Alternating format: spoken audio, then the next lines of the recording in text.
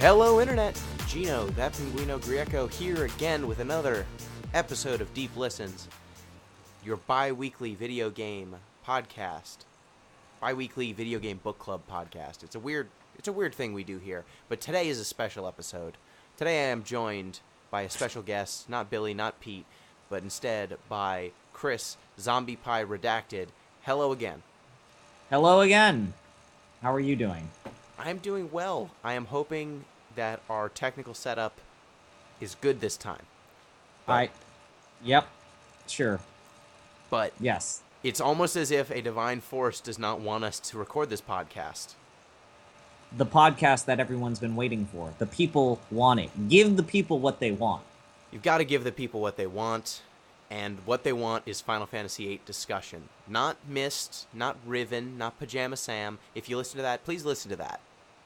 We appreciate it. Greatly appreciate it. We had a long conversation about, 90s era adventure games, and you should probably give it a listen.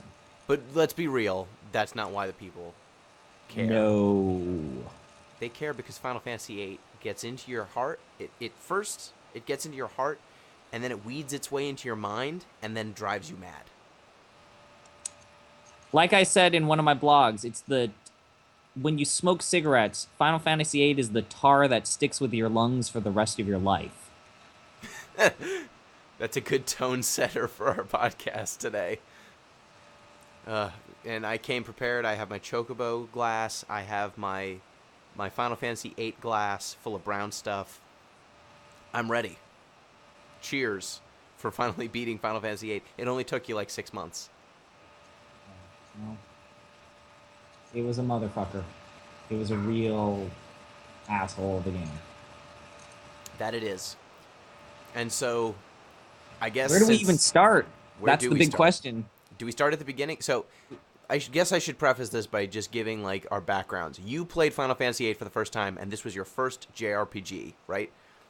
First serious JRPG. I mean, I created a list, and really what I had noticed was the first real JRPG I guess I beat was Pokemon, Red and Blue, and then Yellow. And then from there, I moved on to not really giving a damn about JRPGs. I made a pretty valiant effort to play Golden Sun on the Game Boy Advance, and then just totally realized why I don't like JRPGs.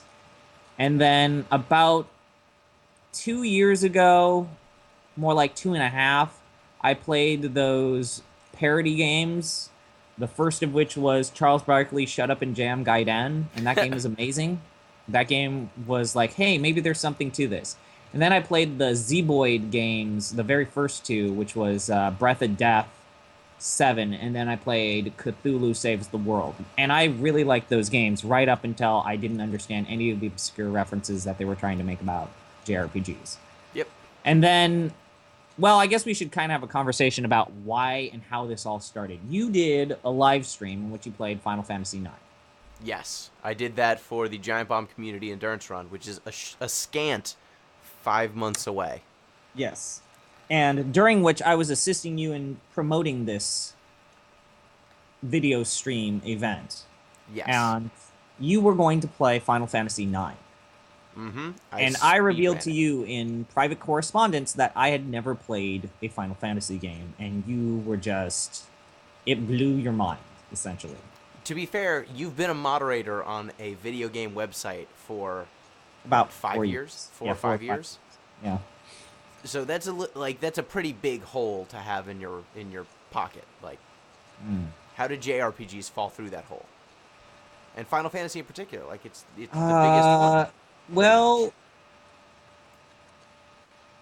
it was platform of choice. Now, admittedly, I did have a Super Nintendo, and so that is considered the doyen of all platforms for JRPGs. And I have a grandmother who is Japanese, part Japanese myself, and so the idea that it's culturally unusual to me, I couldn't use that excuse either.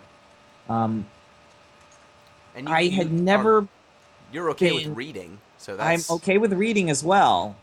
I had never really been into the Japanese-style role-playing games. I had been pretty big on Ultima, not Ultima Ultima Online, and more of the computer role-playing games. But even then, I had missed kind of, in terms of being a kid, I had missed kind of like the golden age of JRPGs. You also have to remember that my grandparents were incredibly conservative, and they were very, I wouldn't say closed-minded, but very strict in terms of the video games I was allowed to consume and be able to view. So I wasn't able to play Legend of Zelda until I had a Game Boy Advance. So there was none of those Satans in your game. No Uh, demons, none of that stuff. no. So I say Diablos wouldn't have flown. Diablo was not okay. What was okay was a lot of Nintendo games, and the real console that I played a lot of stuff on was the Nintendo 64, and anyone who owns a Nintendo 64 will tell you that that console is a wasteland when it comes to good role-playing games. Yep. And if you want to play role-playing games on your computer, you're really stuck to like Wizardry and that style of Wizardry role-playing game. And so I just overlooked it. I personally have never, this is the big one, I have personally never owned a Sony console. I've always just watched people and been at friends' houses where they played multiplayer games, but I've never personally owned a Sony console. And so after my first non-Nintendo console was an Xbox. And surprise, surprise, the Xbox not exactly the best platform for playing JRPGs on. But there's that BioWare game that kind of has like an Asian aesthetic. That's kind of Oh, I close. played Jade Empire. I really Empire's like Jade I mean, Empire's it's not okay. a JRPG at all, but it takes place in Asia, which is more than anything. A lot of stuff on the, I guess, other than Blinks the Time Cat on the Xbox. I just have never been the biggest fan of role-playing games. That's fair enough. Brevity is the soul of wit, and role-playing games sure as hell don't have any brevity. Most of the time, yes. Yeah, and I come at this from the exact opposite perspective. My first console was a PlayStation. The first game I ever bought with my own money was Final Fantasy VIII. It was one of the first games I ever played to completion. It was probably the game that got me into games. I've played it probably around 9 to 10 times at this point because I've learned how to speedrun it. So like 4 or so of those runs were speed runs. So they took considerably less than a normal amount of time. But there was a point in my life where I played FF8 maybe once every year or two just because I enjoyed it. Yeah. And it's a game that you can kind of go autopilot on playing just because once you understand how the systems work, it's really a matter of just going through the motions. It's not like you're going to screw up the execution or something. And so I played this game a whole lot. I don't think I've ever 100%ed it because I've never been the type of person who feels the need to do every little thing if I don't see a value there. So So you never collected all of the triple triad cards. Actually, I think I might have done that, but I didn't do the Queen of Cards quest. I Oh, just yeah. found her on disc 4.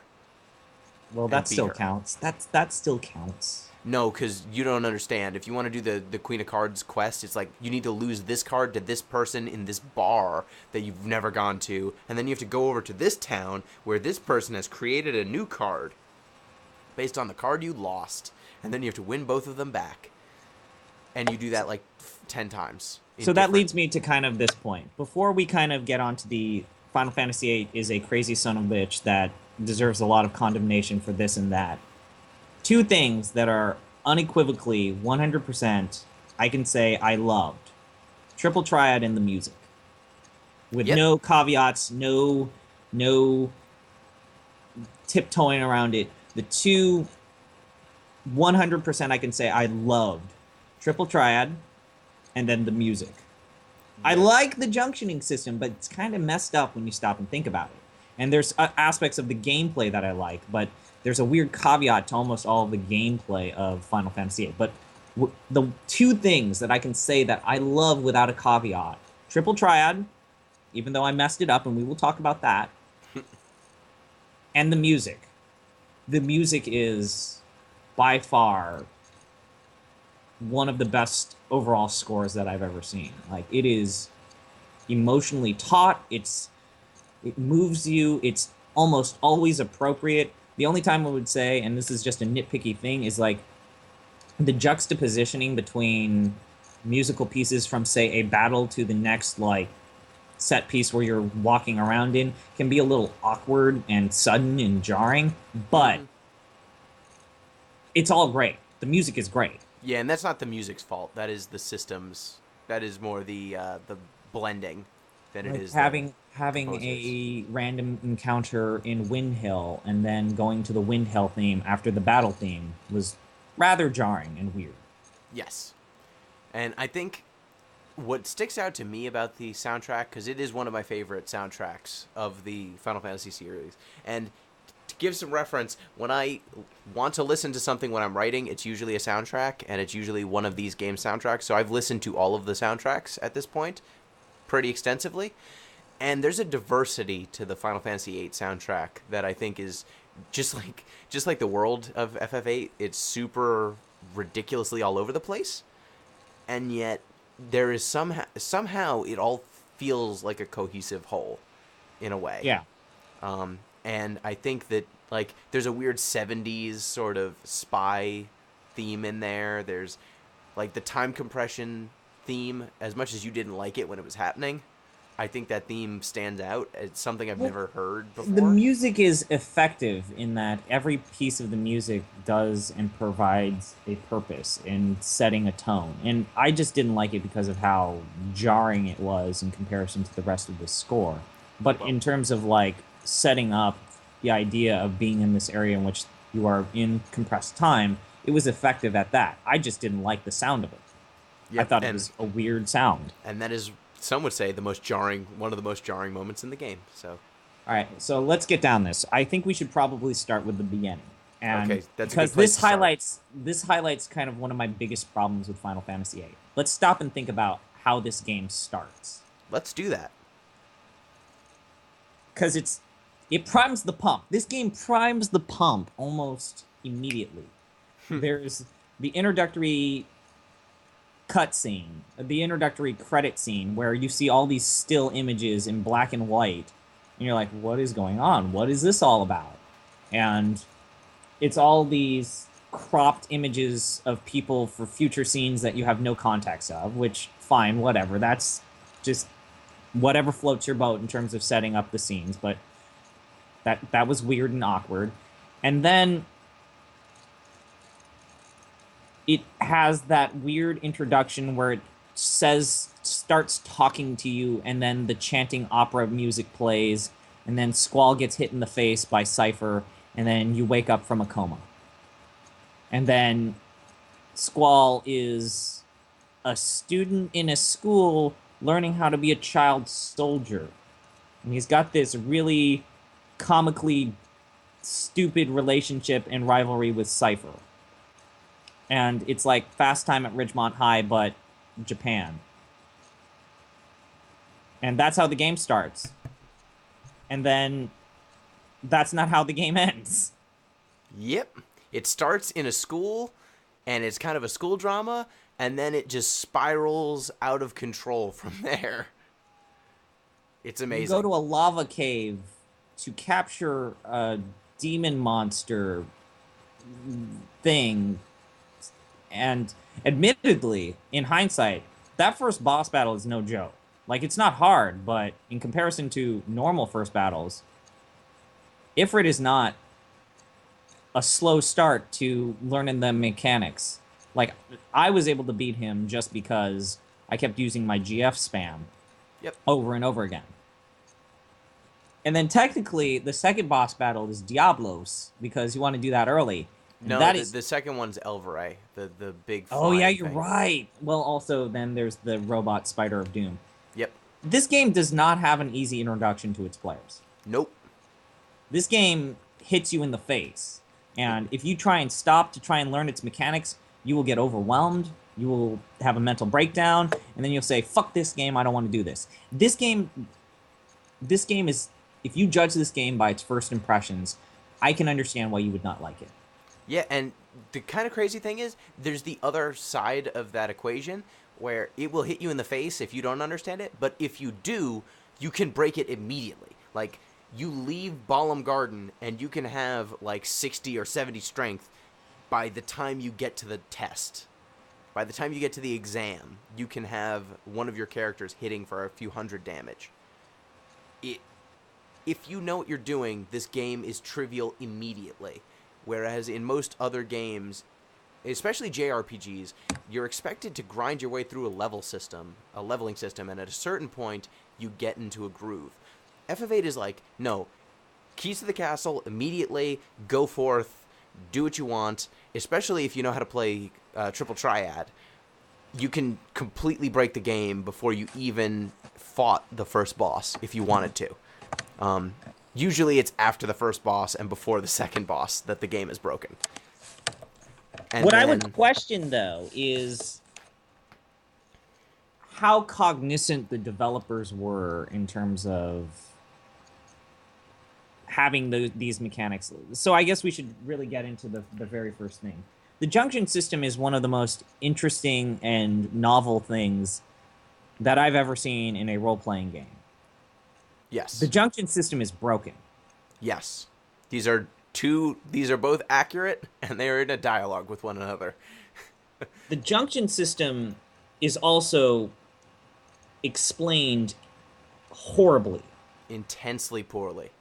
And what you can do with the junction system is never really explained well in the game. But once you figure it out, yeah, you're right. You can break the game almost immediately. But how am I supposed to know that I can just walk over to the coast, get some fish fins, convert those fish fins into water, and then water magic is really good if I junction into strength? How was I supposed to know that? You weren't.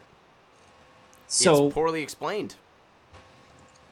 Ugh. There's a tutorial. The most ridiculous thing for me is that the tutorial that they show you does not actually represent what GFs, abilities, and items are in your actual inventory.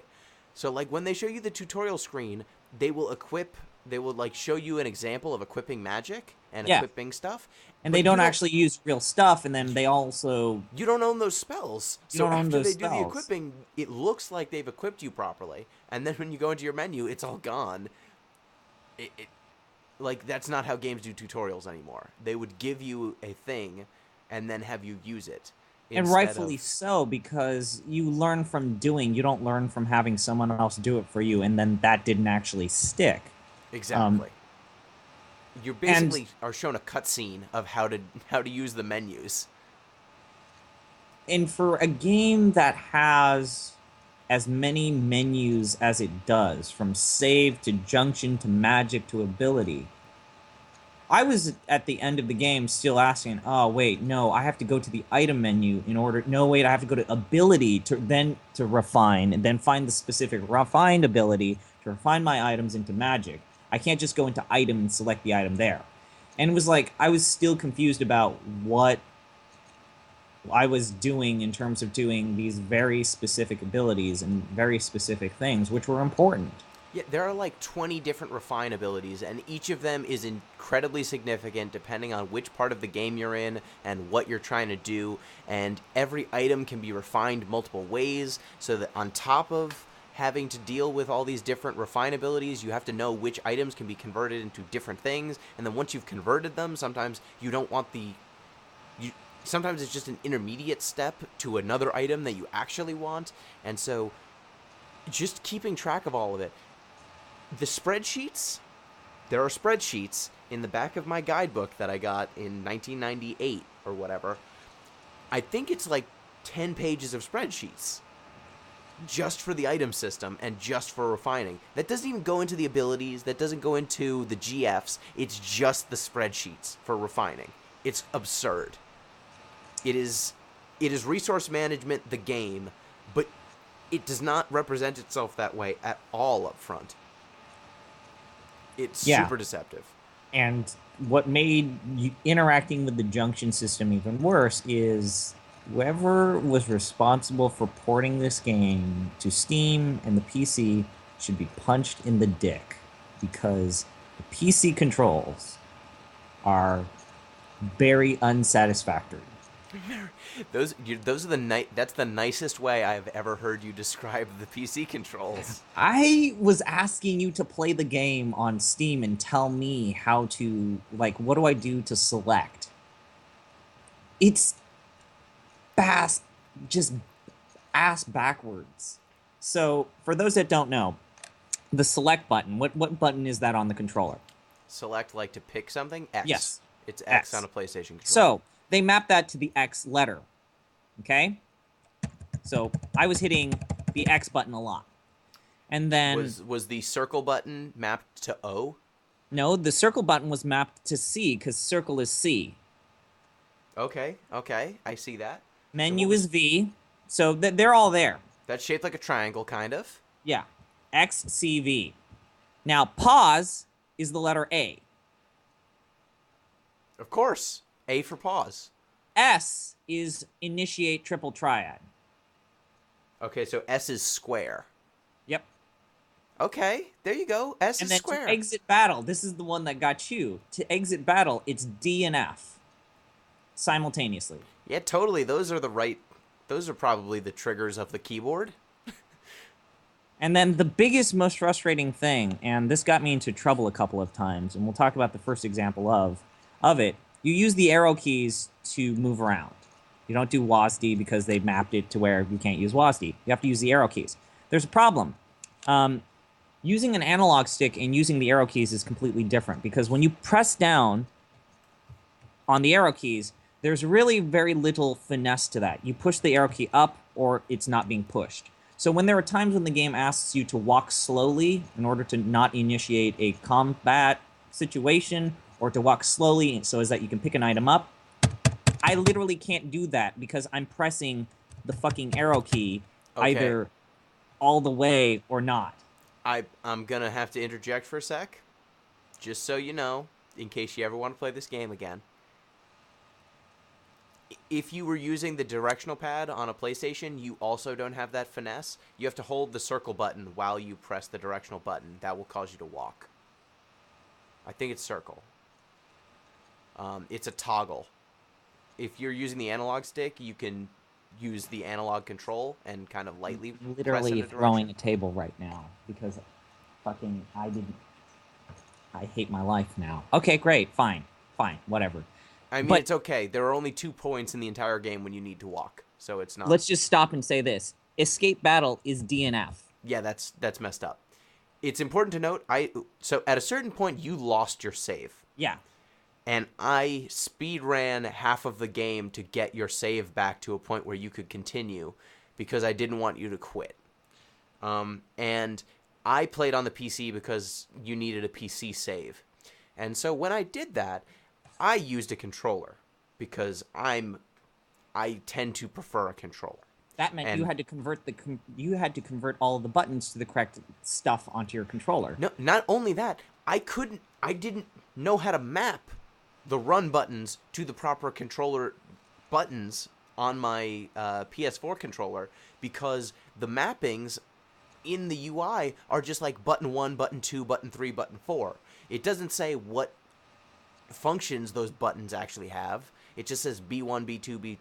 So there's no way to really map what function you have to the buttons on your controller in an intelligent way. So even if you were playing this game in the most optimal way possible, which is with a controller, you cannot run because it does not properly map the run buttons to the same triggers that they would be on a PlayStation controller.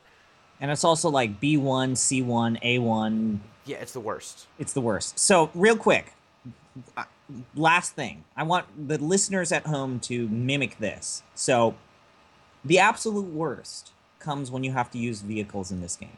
So, yeah. I want you to follow along with me on this one. So, in order to go forward, you press the S button. So, put one of your fingers on the S button. Now, to go backwards, you have to press the C button. How does that feel? I'm making like a pinchy, pinchy that finger doesn't thing. feel good. Now put your thumb on X because that's the get off button. I want to get off. Vehicle. Huh? What? That's the Just get keep off the going. button. Now, Okay. to change perspective, that's the F button. And now you're kind of doing like, Like this little claw. yeah, that's how you control vehicles. And then understand with your right hand, you're using the arrow keys. So not only do you have to either press C or S to go forwards or backwards, in order to turn while you're doing that, you have to use the arrow keys. Yeah, this is bad. This is all bad. That is like one of the most unmitigated bad thing about this game is how the game has been ported. So when people talk about, man, they should port Final Fantasy 9 or 10, which I'm right there with you. Maybe they should. I pretty much am very doubtful that they will be doing a very good job with the keyboard controls. To be fair, they have not updated FF8 or 7 since the PC versions, which were released in 1997 and 8 or 9 or 8 and 9. Either way, 20 almost like more than is it more than 20 years? No, it's not Yes. 20 years ago. It's more than 10 years ago. So It was a very long time ago, and they haven't really updated these games since. so They've that just been leads us porting to it and reporting it. another major issue with this game, which is in order to get a really good experience, you need to modify this game. There's no joke. You have to download the Roses and Wine music mod because this Yes. game is the music is terrible if you do not download that. Yes, it is MIDI music because they did not have CD quality audio at the time, and so everything was on MIDI, and that's not where you want to be. That's not okay. It's the same situation with Final Fantasy VII on Steam, to where If I it's a remember lower correctly, quality. oh, okay, it is a lower quality because It it is is a lower MIDI quality. to begin with. Wow. That And also, there are high texture mods for Final Fantasy VII, which you should probably do. yeah. So, remember that part where you said the best part and um, no exceptions. It's the music. That's one of the things you like the most. Yes. No reservations. Yes. That would not even be a part if you didn't download that mod. Yes, I understand that. And it's kind of fucked up that is not... Clearly, zero fucks are given about the PC version of this game. Yes, that is true. But there's two benefits for downloading the PC version. One, the textures are of a higher quality for Final Fantasy VIII. Yes. Two, the load times are ridiculously short. Yes. And let me tell you, it probably, in getting you back to where you were in the game, I probably saved an hour speedrunning just because of the load times, because of random battles and all the screen transitions that this game has. It was absurd. I felt like I was cheating. So you should play the PC version, but then you would have to spend like an hour trying to get your controller to work. Yeah, But- and then I'd have to have some sort of weird setup with a keyboard, and I don't want to do that. So before we start to get to story stuff, is there any other housekeeping that you want to talk about related to the game? Yes, I wanted to talk. So you mentioned the junction system and how much it was intentional. Yes, we've broken had it can this be? debate before, and I am of the opinion that I think that the developers were trying to develop a novel system that removed something that a lot of people had bellyached about. And I think a lot of the rougher edges of Final Fantasy VIII are a part and a symptom of the development team at Square Enix wanting to do something incredibly different and novel, and them not really having the know-how or the experience in terms of putting that into place in a cohesive and coherent manner. So I think the junction system, the fact that it can completely break the game, is unintentional. And I know you disagree, and we'll get into a little bit about that. But I think that they created a junction system because they wanted to have something that was not the traditional level-up system. And they put in all of these opportunities and all of these alternative ways of avoiding grinding and avoiding doing all of that, and including the leveling system, which we also need to talk about fairly soon. And they did not spend the time to think of the consequences of having triple triad cards be converted easily, instantaneously into 100 magic relatively quickly. And that magic, if put into in increments of hundreds instead of fives and tens, would immediately exponentially increase your strength. I and don't and think that they render combat irrelevant. I don't think that I think they put in the systems, I think they put in the functions, the algorithms. I don't think that they had really seen the exponential growth that that would result in terms of strength, magic, and that sort of stuff. But I Yeah, know you and disagree.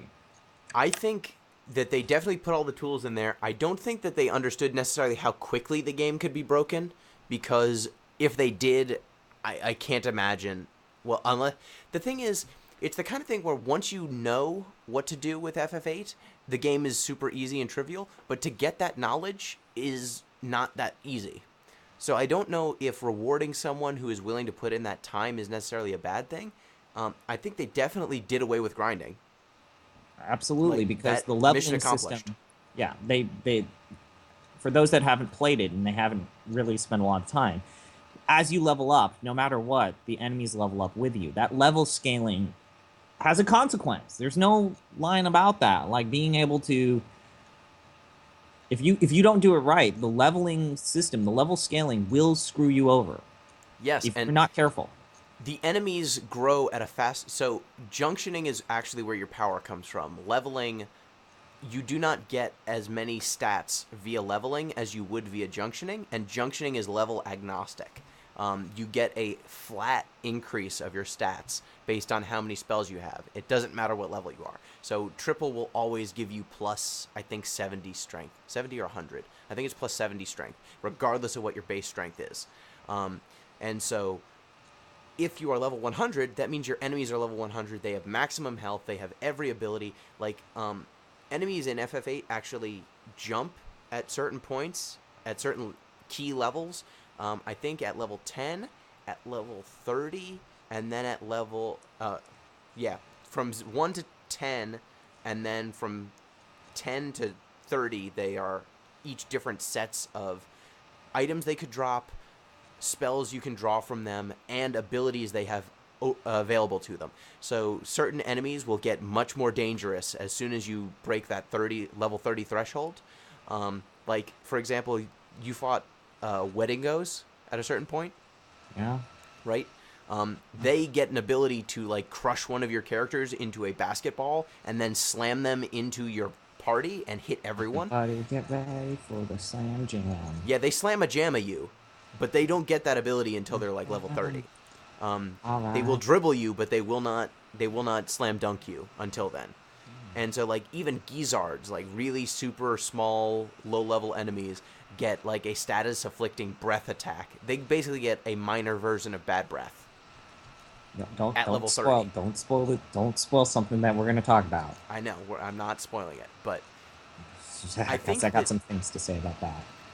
this game gives you so many, like, it almost gives you developer console in Yeah. terms of the abilities. Like, you get level up and level down. You can just edit the level of your opponents and just level them down into oblivion, or level them up so that you get better drops. You eventually get the ability to just call shops. That any shop you've ever been to, just call them. It's done. You get the ability to call weapon crafters, so that you no longer have to go to towns to craft weapons. You can just craft them. That's Now, ridiculous. you have to be careful about saying that stuff because all of that stuff is hidden behind a side quest, which is a giant pain in the ass.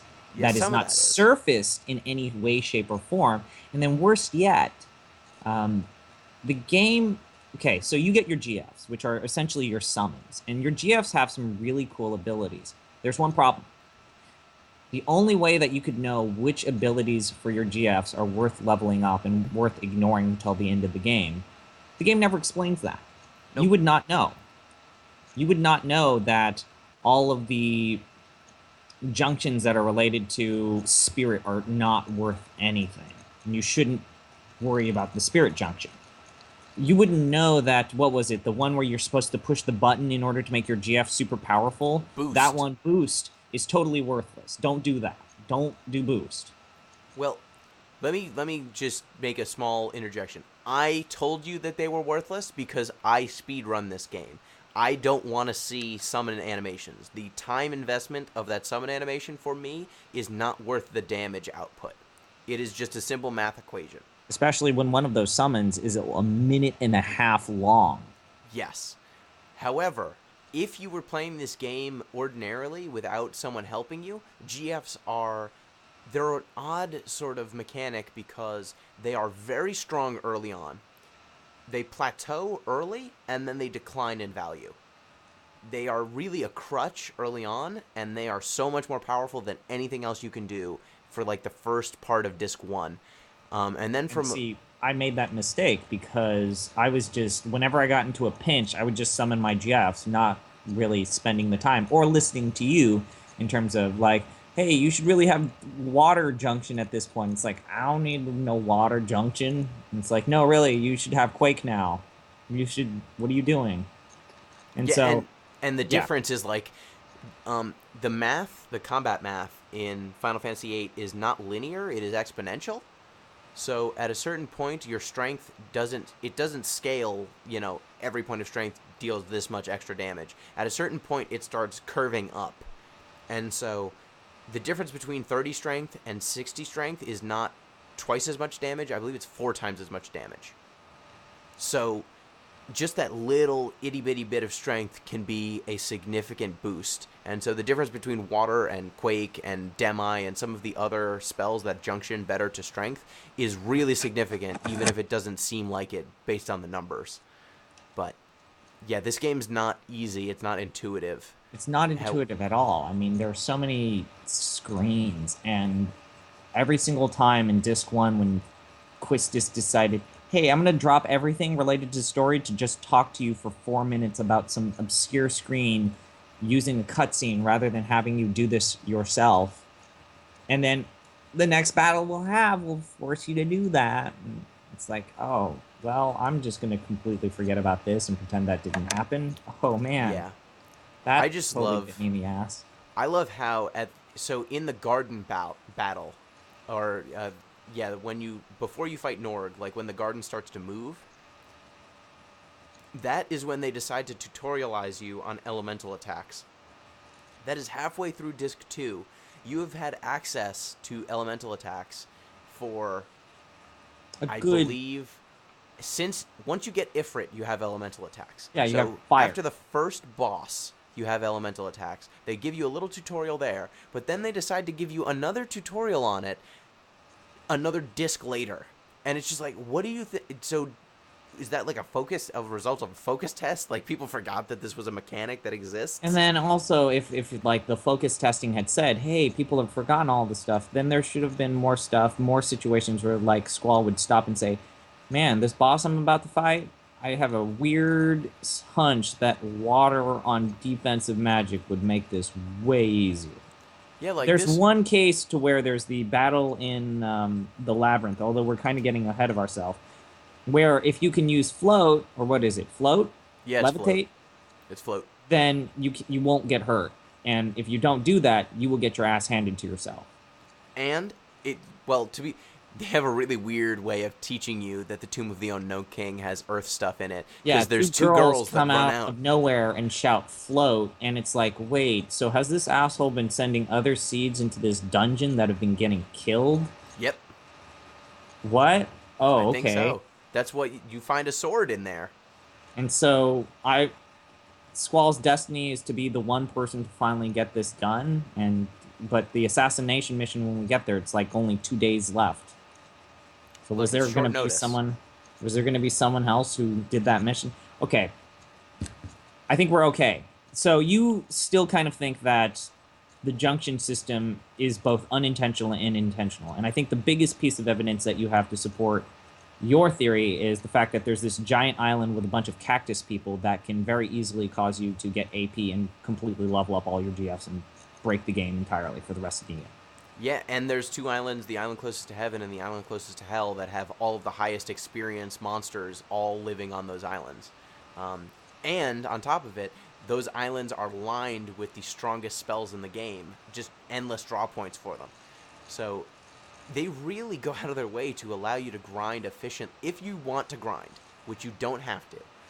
They give you every tool to grind as efficiently as you possibly can, which is something that's completely different from any...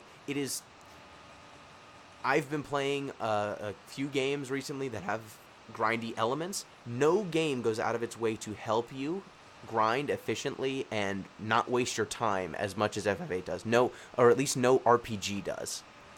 Okay. Most of the time, there's a treadmill that is designed to waste your time for as long as possible. You could get to level 100 and max out all of your GFs in like an hour in FF8. Yeah. If you wanted to, for some reason. You shouldn't. You really shouldn't. I mean, It's not worth it. It's not worth it. I mean, there's no reward for being level 100 in the game other than your HP will be 99999. But you don't need to level up to do that. You can just have really good junctions that get you there. Mm-hmm. So do you want to talk about the craziness of the story? Let's start from the beginning.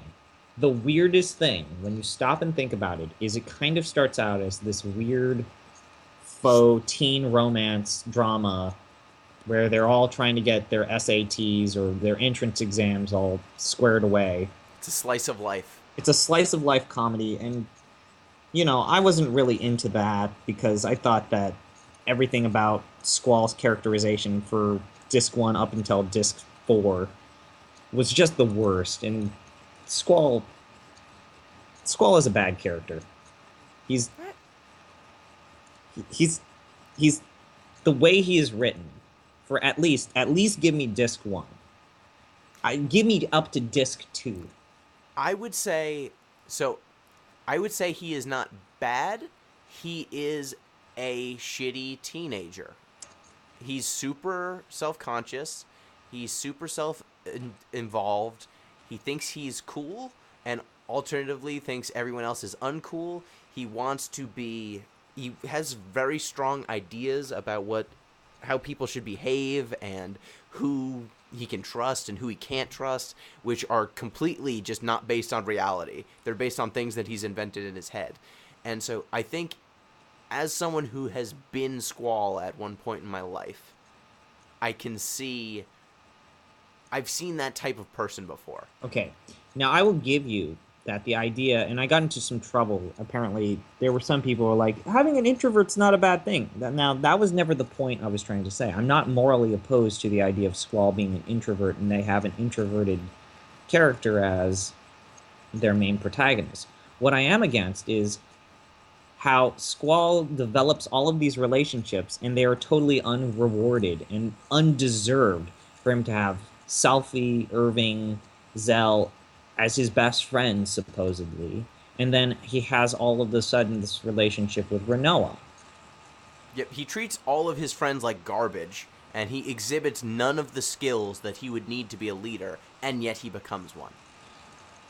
Which is the detriment of all of the secondary cast are given kind of very brief characterization, they have their character moments, and then they're completely pushed to the wayside. And this is something that I talked about in the later parts of my blog series. For a game that has itself classified as a role-playing game, there's not a real lot of roles to actually play around with here. You don't see the development of anyone besides maybe Squall and Renoa.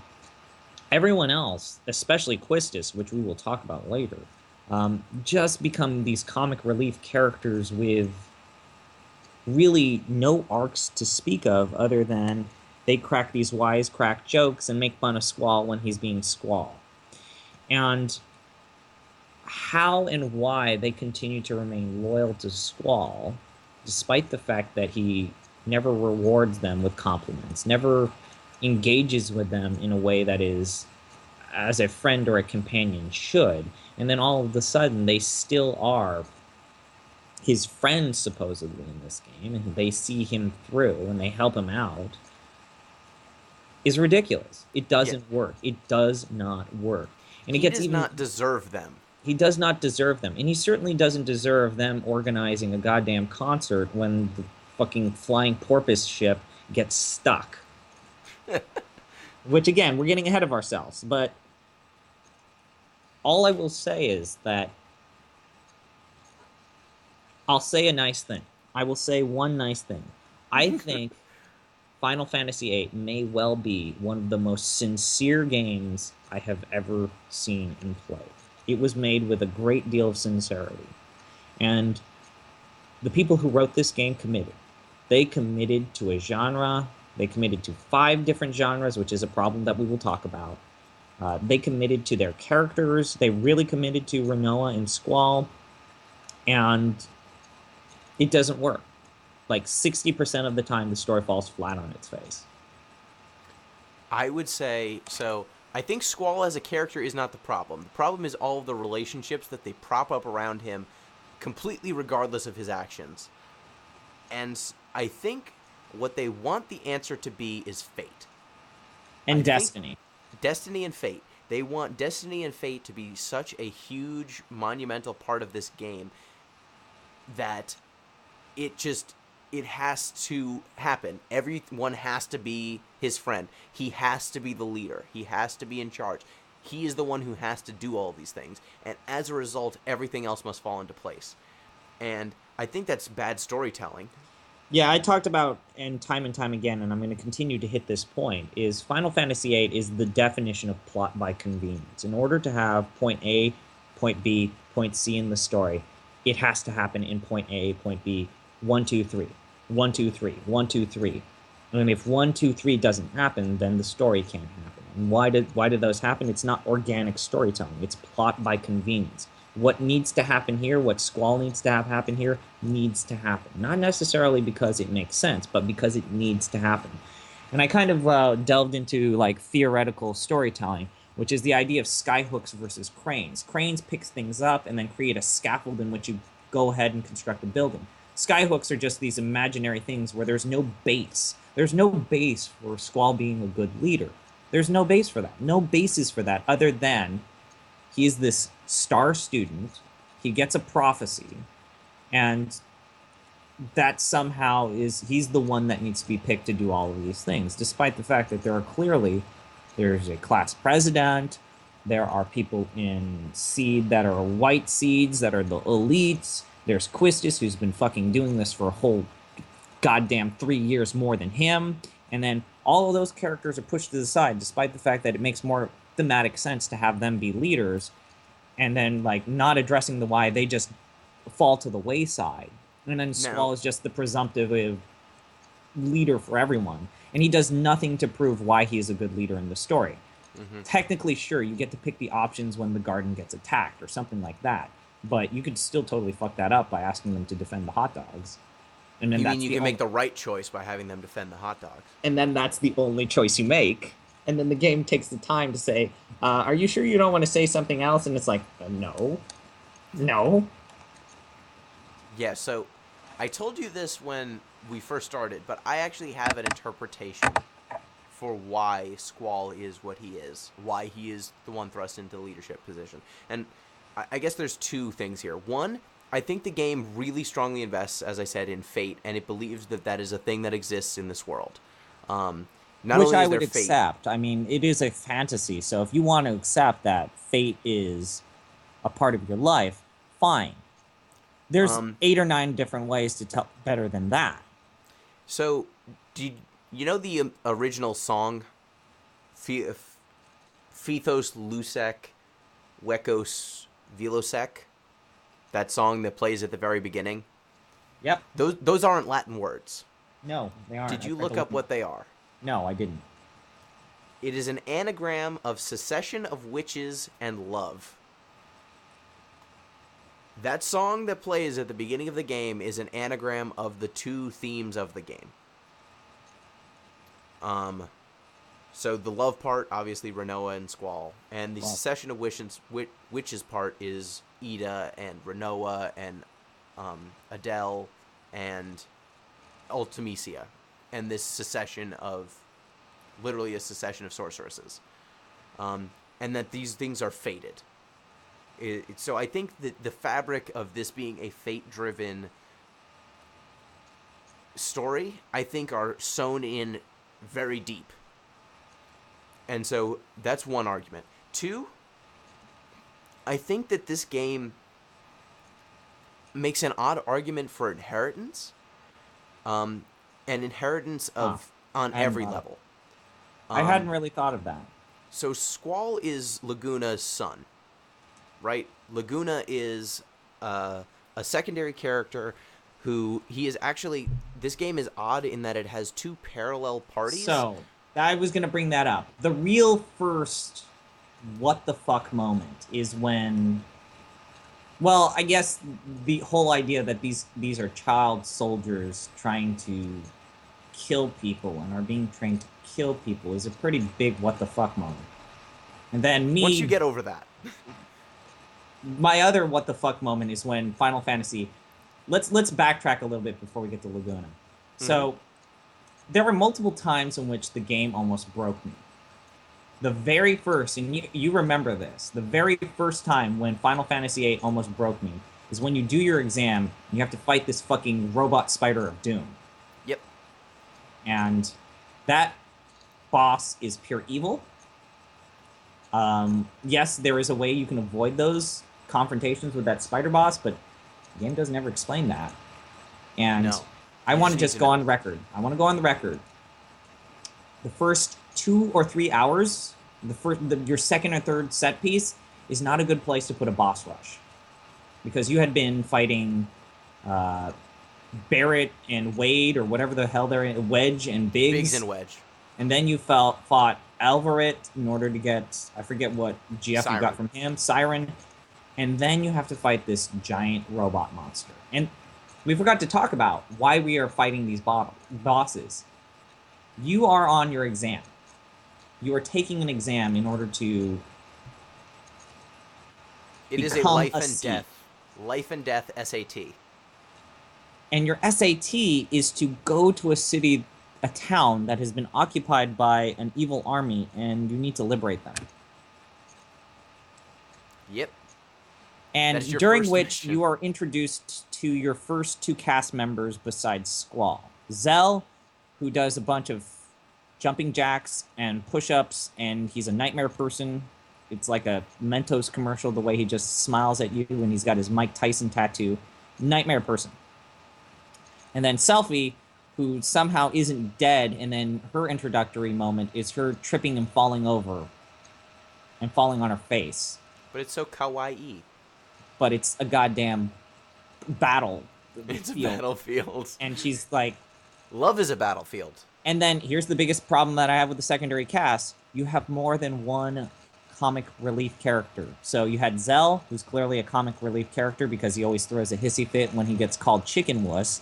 Still don't know why they thought, for translation, whatever the insult was in Japanese, they should translate it to chicken wuss.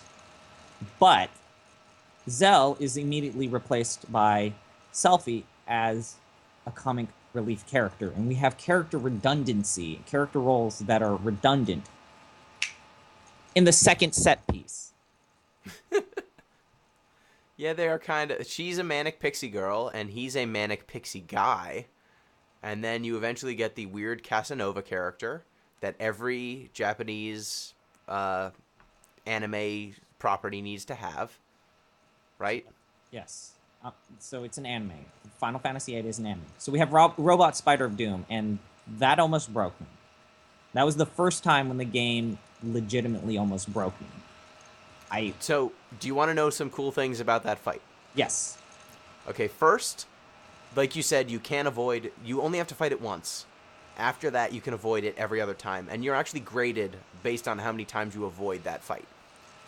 You get better marks for only fighting it once. Secondly, you can kill that spider. I believe... I'm aware that you can kill the spider, but you have to do like 8 or 9 different things before. Well, all you have to do, you have to just deal a ton of damage to it. It's hard. It's just time consuming.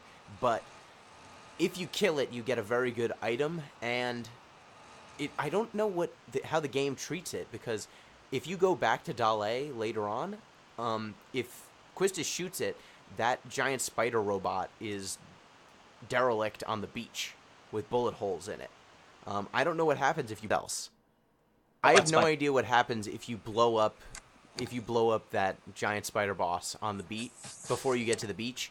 I don't know if that model just isn't there, or if they just say screw it, it's there because we're not going to render a new version of this beach. But I think it is cool that you can kill it. But you also deprive yourself of one of the more interesting cutscenes where Quistis pulls out a giant machine gun and blows it away. Yeah, that is very cool. Admittedly, that is a very cool scene. It is one of the best moments in Disc 1. One of the best moments in Disc 1. Yep. So, Then you that go leads back. us to the first moment where Squall really is just an insufferable asshole. And that is the ballroom dance sequence. Yes.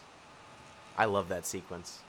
That sequence is the worst in terms of, like, it's a beautiful sequence, but in terms of, like, viewing Squall as a human being, it is the worst thing ever. He's a monster. I just love that in that scene, Selphie comes and asks him if he will be part of her garden committee. And you have two options. You can say yes, or you can say ... If you say ... he just looks at his drink, and then she just understands that he's shutting her down, and she just leaves. Yeah.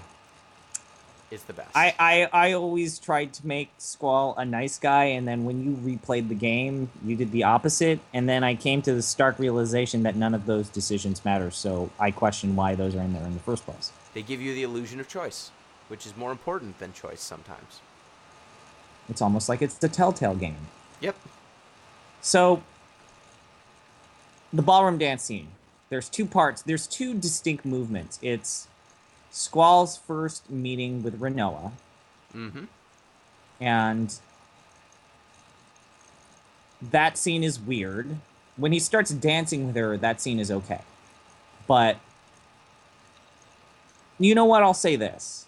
Where she's like, I just want to dance with you because you look nice. I think that might be one of the better dialogue sequences between Renoa and Squall, because they both clearly clash against each other, and they clearly aren't already ready for a relationship. And it's such a weird, awkward thing that, sure, it makes sense because they're teenagers. Yep, and she does a pretty good job of, like, her fake hypnotism that you're gonna like me. Come on, you should dance with me. Like, I think that that's a nice icebreaker. But in a kind of high school dance sort of way. The second movement to that sequence is when you start interacting with Quistis, and you have to go to her secret area.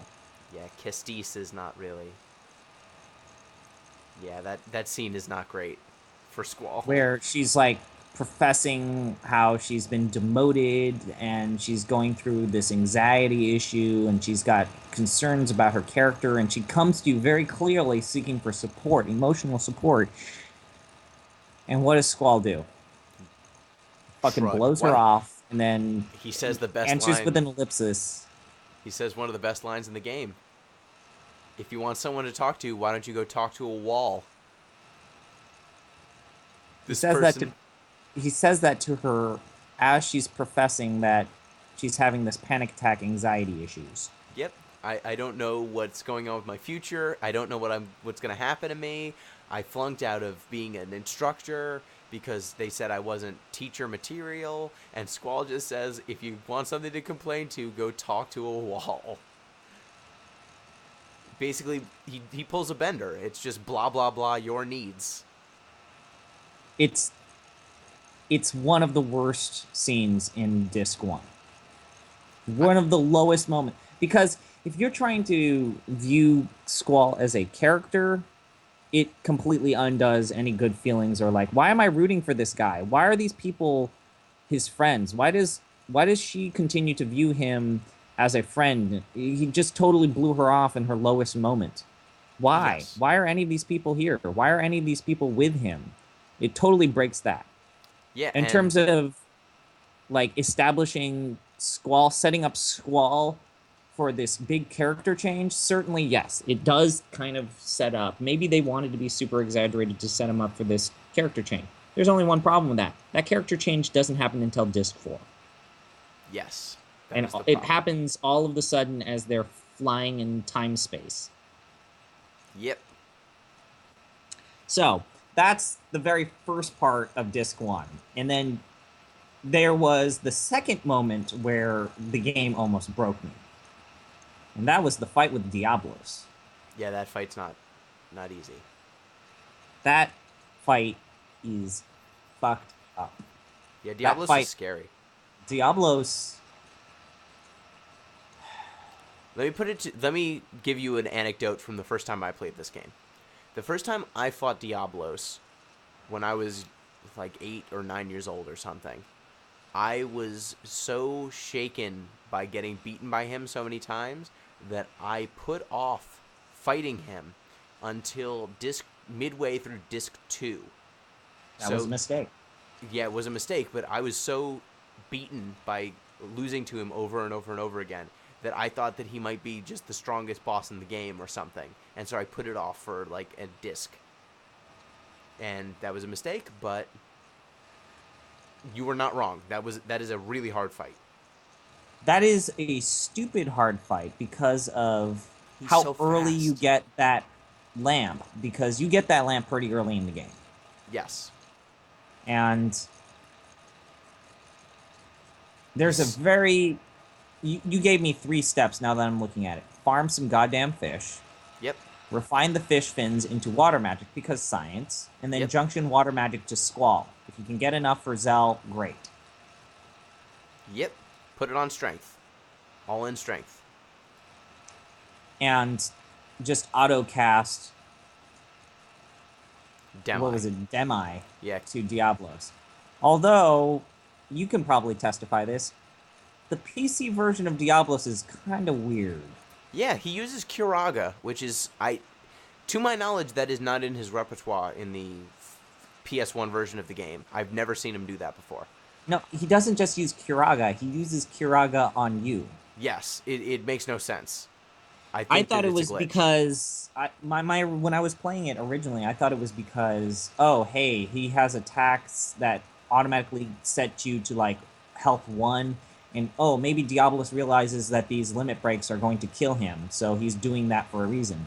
But no, it's just because... I think it's a glitch, but that's a way cooler explanation. But I want to point out something cool about the Diablos fight. For as broken as the junction system can be, I think the draw system, it's pretty maligned because people who are completionists feel the need to get 100 of every spell, and the draw system is terrible for that. You just end up sitting in battles for forever, just drawing, just repeating the same animation to get the spells. But if you are not playing as a completionist, if you are streamlining it, the draw system allowed the developers of Final Fantasy VIII to scale the difficulty based on what enemy you were fighting by having those enemies have certain spells in their inventory to be drawn. So Diablos has 2 spells to draw, Cure and Demi. Yeah. Cure helps you stay alive when you're fighting him. And when you have draw, you can either draw those spells into your inventory, or you can just cast them immediately. And so if you're fighting Diablos, you can just draw Cure and keep your party healthy without having to have items. You don't have to have potions, and you don't have to have preparatory Cure spells. You can just get them in the fight. And also, Diablos has a ton more HP than any other boss you fought up until that point. And Demi works on him. It's a spell that does, I think it's a 1/4 of your opponent's life in damage. It's a percentage-based attack. And so you can actually kill him using his own spell much faster than you would be able to kill him physically. And so Diablos is one of the first bosses that I've ever seen in any JRPG where the solution to killing, because of the draw system, the solution to beating that boss are completely contained within the boss and not within your party, which is really cool, I think. There's only one kind of problem with that, and that's how the draw system is kind of weird, because if you try to if you tried to do what I did at the very beginning of the game, and you tried to figure out what all of the spells are for all of the enemies that you encounter, you're going to end up with a bunch of bullshit. Yes. You're going to end up with like 14 scans, and scan is worthless. Why would you ever want that spell? It does have a really cool animation, but it is It has a cool animation, but it's worthless. It's totally worthless. It's a waste of a turn. But, I mean, if you're not careful, you're just going to completely clutter the magic system and the magic interface with just a bunch of bullshit that's just totally worthless and not worth having. And the draw system, it's really useful when there are specific spells that you need. The problem is you really don't have the game ever explain which spells are worth getting and which spells are worth completely ignoring. You're kind of stuck to try and figure that out yourself. Yes, And if you try and experiment, you're just going to end up with a bunch of bullshit. I agree. And I think that that is a poor design decision. I think that the game should explain itself better. I think that it would be nice if there was some sort of guidance. However, I think that the argument you're making is basically the argument I make whenever I talk about the Souls series.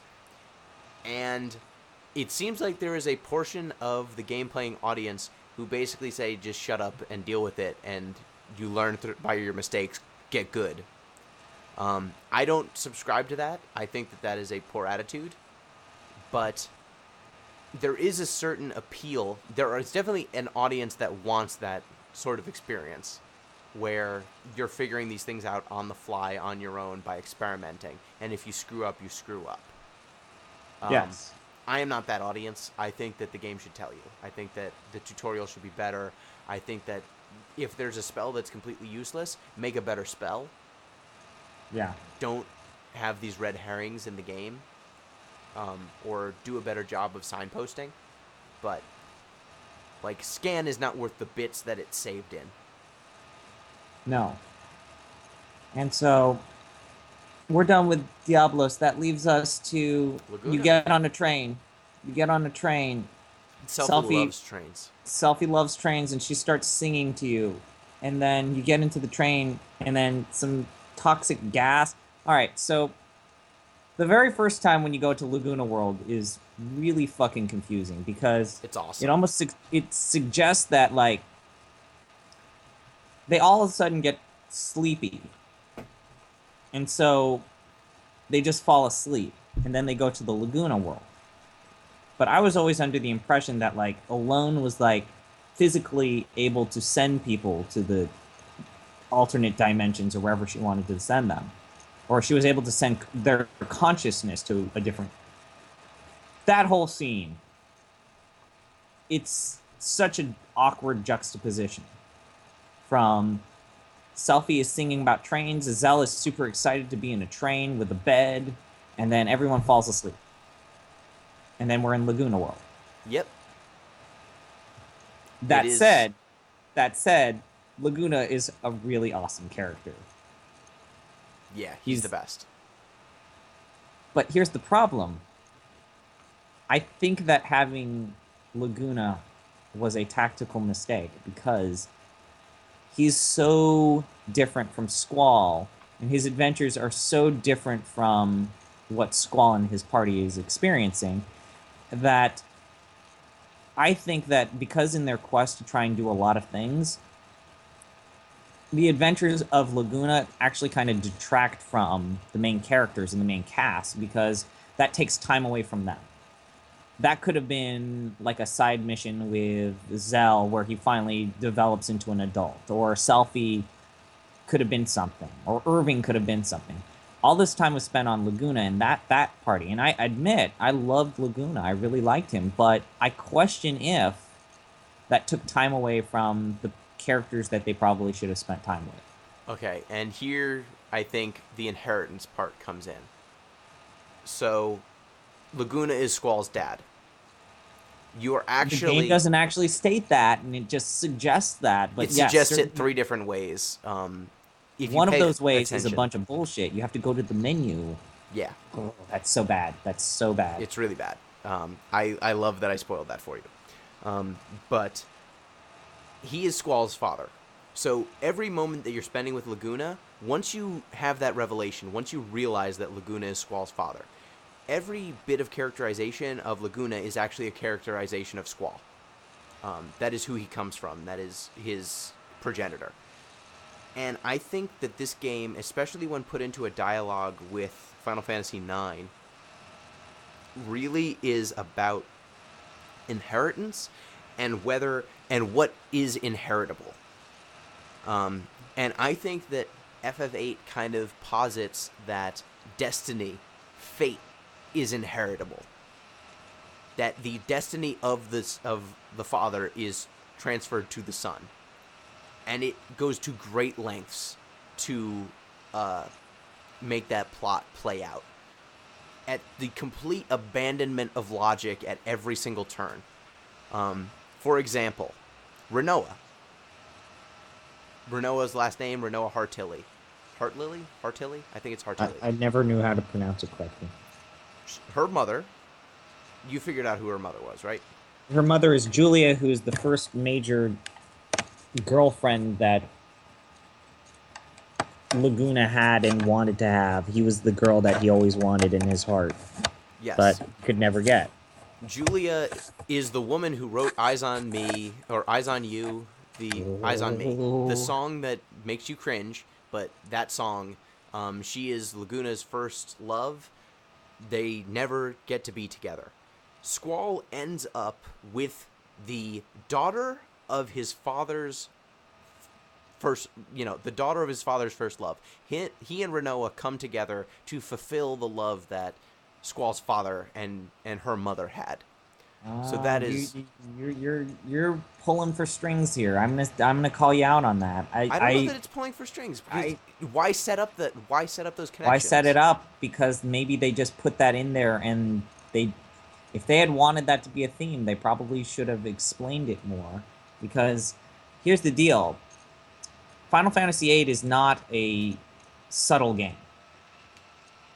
When it tries to tell you information, it hits you over the head real hard. So when it doesn't hit me over the head real hard with information and giant exposition, I question if that was its actual intent. Well, I am willing to accept that Squall is the son of Laguna. I am willing to be open-minded about the fact that Squall is essentially completing the love of Laguna, but I'm not 100% sold on that idea. Let me keep going then. So the second part that I think is really about inheritance is Squall inherits Laguna's fight. Laguna fights Adele, Sorceress Adele. He is the person who defeats the first sorceress that we know about in the history of FF8. In terms of the history that we read about, there's a bunch of legend that you can actually read about in the information section. And the fact that all of the backstory is told in a hidden and obscure menu within the menu system is the worst thing ever. It's the worst. You wouldn't have any idea of what the Sorceress Wars were. You wouldn't have any idea about what these sorceresses are. You would have no idea. And like you said, you kind of spoiled the idea that Laguna is the father of Squall because there's something in there about Moombas. Yep. Moombas! Of all things. But okay. Yeah, it's bad. I did feel like I was stumbling upon a treasure trove when I found that menu, and all of a sudden things were explained. It was ridiculous. But Laguna fights a Sorceress Adele. He defeats a sorceress. Squall's main goal is to defeat sorceresses. He essentially inherits his father's drive. He ends up fighting Sorceress Ida, who is the successor to Sorceress Adele. He eventually then fights Adele, who is, again, his father's arch nemesis. And then he goes on to fight Ultimecia, who is the successor of all of those sorceresses. So he becomes kind of the ultimate expression of Laguna's driving goal. Or not his driving goal, but one of the main antagonists of Laguna's story. He goes on to fulfill that again. Yes. And I think that inheritance idea, if he inherits the love of his father, in spite of the fact that he and Renoa should not be together, they are not compatible. Even though the game forces them together, they should not be dating if they were actual people. No, absolutely not. It makes no sense. They are completely incompatible. They never at once have a slow but sure development of their relationship. Everything about their relationship does not make sense, does not thematically make sense, because there's no way that someone who is of Renoa's character type would tolerate the amount of disrespect and intolerance that Squall gives her. Exactly. No one would tolerate that. And then it doesn't really make sense that he would be the leader of this fight against Ida because of who he is and also what position he's in. Like, he shouldn't even be. I guess like Seed is supposed to fight the sorceress, but the idea that he's going to be the one leading the charge makes no sense, except for the fact that his father became the president and became a strong leader, and he just kind of inherits the leadership role despite his complete disdain for that position. He does everything in his power to not be put into that position, into a position of power, into a position of leadership, but it is thrust upon him anyway. And it is plot by convenience, but I feel like so many of these things can be explained as he is taking that destiny from his father and living it out, regardless of his own traits, regardless of his personality, regardless of his desires, regardless of what all of the world should dictate for him. Fate says otherwise. Fate says he must follow in his father's footsteps. And the reason why I say, when put into dialogue with Final Fantasy IX, is that FF9 does the complete opposite. It has a main character who is, by design, he is designed based... I don't want to spoil 9 for you. You should play 9. But 9 has a very polar opposite theme for its main character. And so I think that when you put the two into discussion with one another, you see this big pivot on how Final Fantasy treats fate and inheritance, and whether parentage dictates where you go. That leads us to our next major thing, is the characterization of Rinoa. Yep.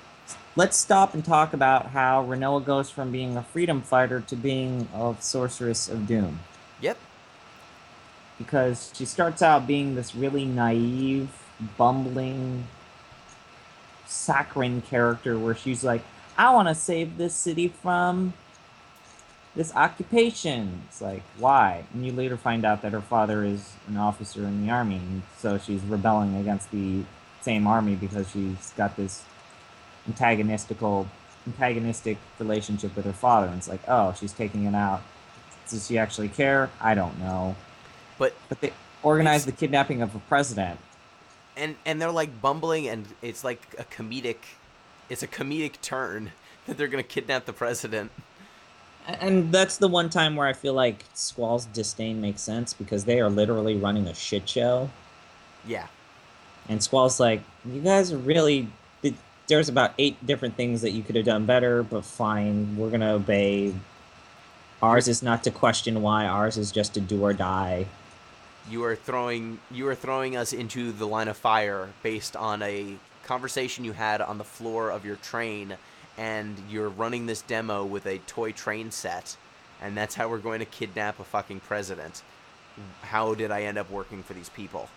That's when this game gets weird, is when you find out that it's not just a simple, oh, you're mercenaries game.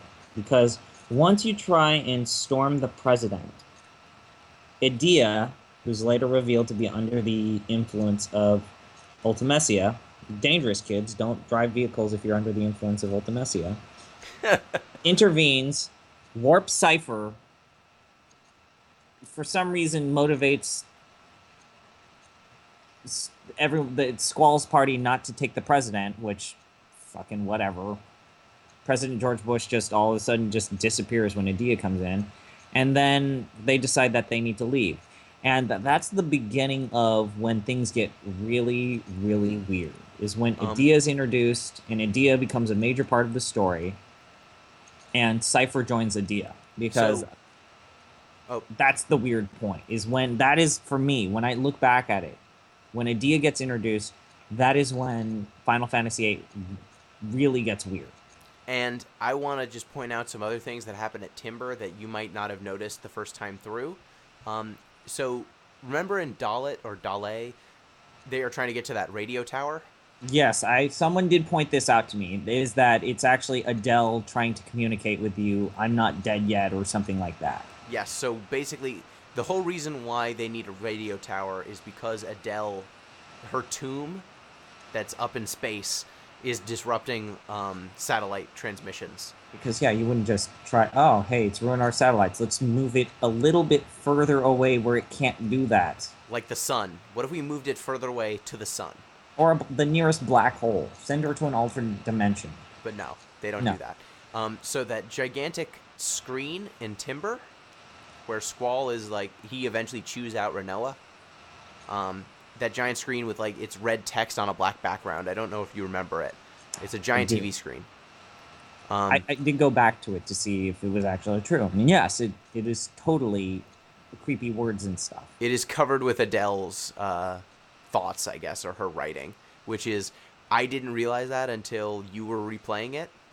I never thought to read what was on that screen, but it's cool that even when you think that these turns and twists are completely unearned and completely out of nowhere, they were trying to set them up.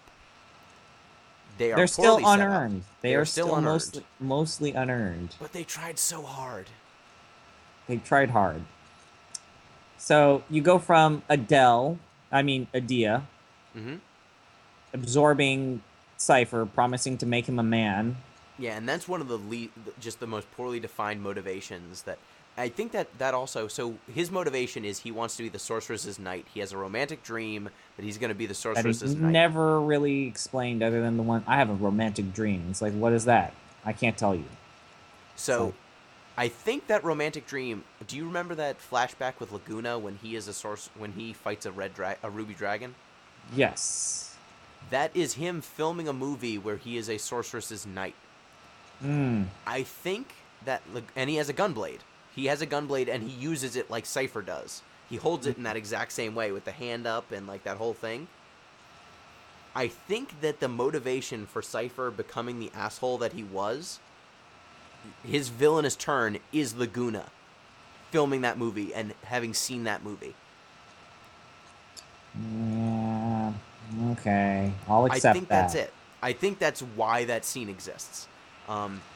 And I think that's still a really poor motivation because he's so clearly being manipulated, and I can't believe that because he saw some stupid movie when he was a kid and I guess idealized that scene, that he was just going to betray everyone and kill dozens of people.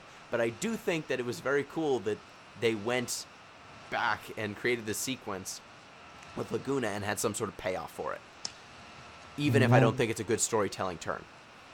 Again, they tried so hard, but it's so, like, the idea that Cypher would watch a movie when he was little and then that would make him okay with genocide, yes. I think is messed up. And then after that, you leave Timber.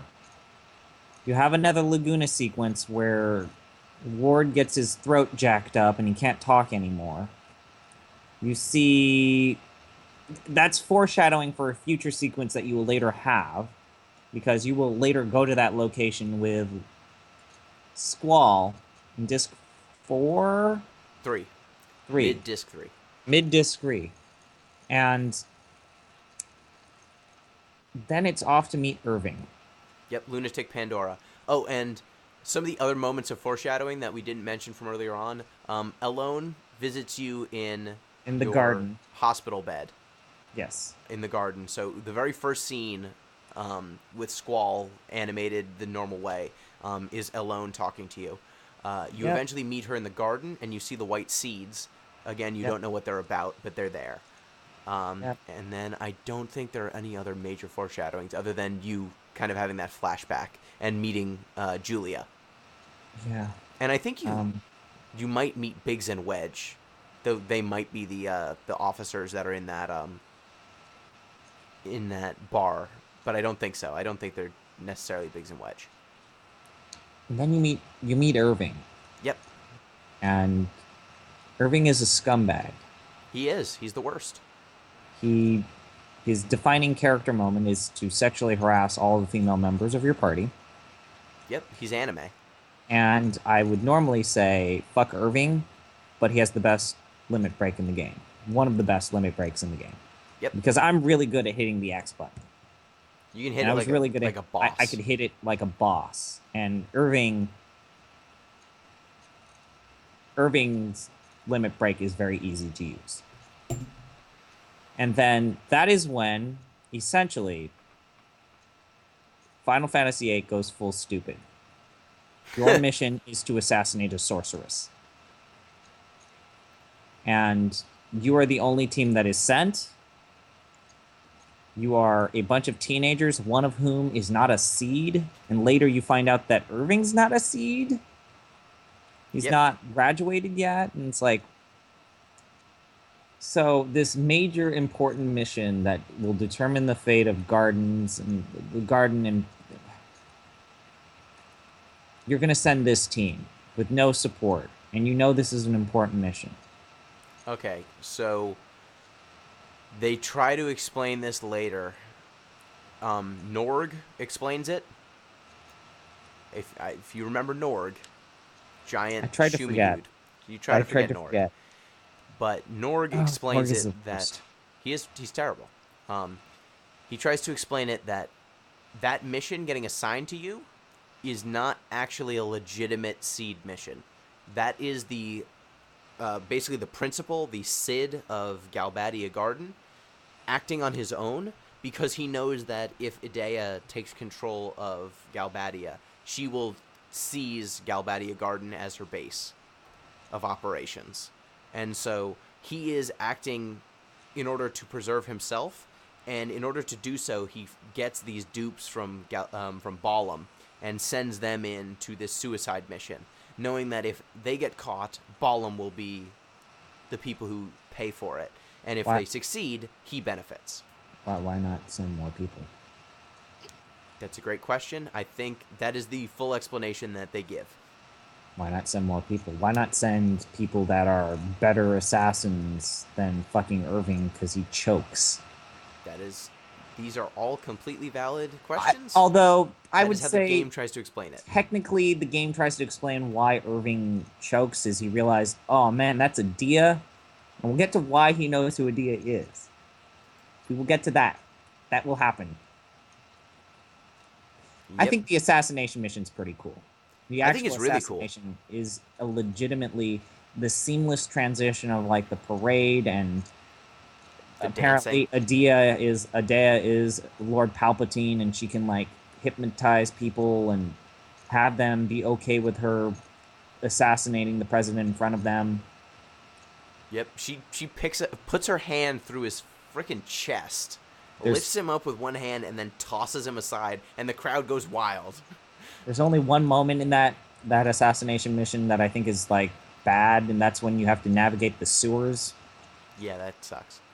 That was not fun because it was like I didn't know how to interact with half of those screens. But when you finally get there, you fight Cypher, you fight Adea, and they're not really the hardest battles, but they're cinematic as fuck. Yes. And then You're fighting on a parade float. you're fighting on a parade float, and then you get killed, and then the game ends. Like disc 1 ends.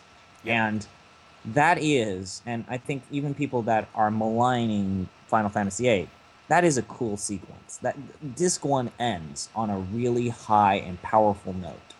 Yep.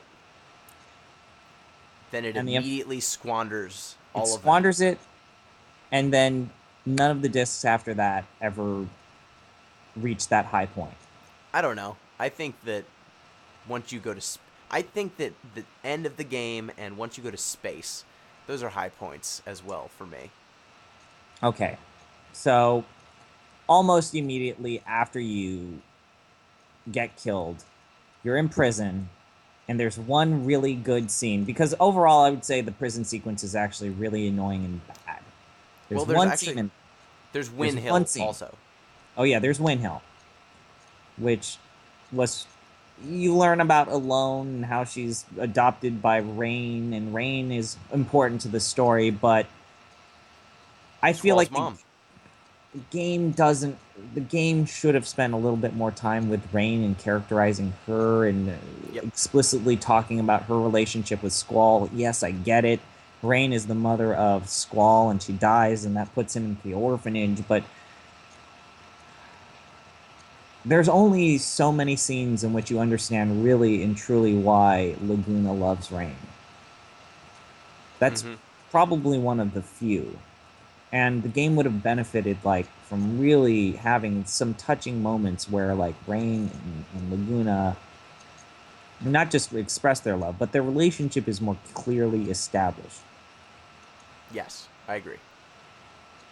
And then there's the prison sequence, which is one of the more, it's not hard, but it is one of the more annoying moments of the game because I didn't realize that you could drop those barriers by talking to the Moombas. So Yep. I thought you had to go all the way around. And you only get 3 shortcuts. It's tedious regardless. you have to go up and down, and you break up your party, and you got to use the elevator, and then you got to go to the bottom, and then you got to do this, you got to do that. It's a pain in the ass. But from a design perspective, they make the prison is like 3 screens, and they make those screens work. Yeah. They put them through their paces. Yeah. Now that is efficient. I understand why they did it, but I don't think that it necessarily makes for the best gameplay. Also, there was something else about the prison that I wanted to mention. Kicking Irving down a flight of stairs. That's the best part of the game. He tries to take Renoa, take her for reasons that we don't quite know. You later get a flashback in which you see it. And Renoa's like, this asshole is trying to be cool. And so she kicks him down a flight of stairs, and he falls on his ass. Falls flat on his face. Yep. Ass and face, because he falls downstairs. Yes. And then just the big problem I have with that sequence is, simply put, you go from that awesome sequence in the parade float, and then you follow that up with that prison sequence. It's such a deflating experience. Yep. And they then take your weapons from you. Yeah, and then you follow that up with, like, Squall being in the Christ-like position where he's dies crucified. for your sins. It's so dumb. And then they follow that up with an even dumber sequence where Selphie becomes the party leader. Selphie becomes the party leader. Selphie. I get that we want to stop the missiles from being sent to Travia. I get that. Selphie is the leader of a party. She's going to handle this personally. And she handles it personally by getting mad at computer terminals and then punching them repeatedly until she gets the right thing. She's the worst fucking leader ever. It solves her problems. She's a terrible leader. She's a terrible leader because they get their cover blown at the end. And then also the way she handles all of her situations, she just gets easily frustrated. She's got anger management issues, and then she's not especially cunning. No. She's a hell of a blogger, though. She's a hell of a blogger. The base blows up, and then how they survive that explosion can only be described as the equivalent of Indiana Jones and the Kingdom of the Crystal Skull. They hide in the refrigerator, the robot refrigerator. And survive the explosion. And no one dares to check that the tank has people in it that are not soldiers. No one really explains how they piloted it properly. No one really explains how they use the restroom or get food. Or why they attack Squall and his team later on. But I guess we're jumping ahead. Because then there's the garden sequence, which is awkward. Because the reason behind the garden sequence and the reason why the garden has the Civil War is not really settled.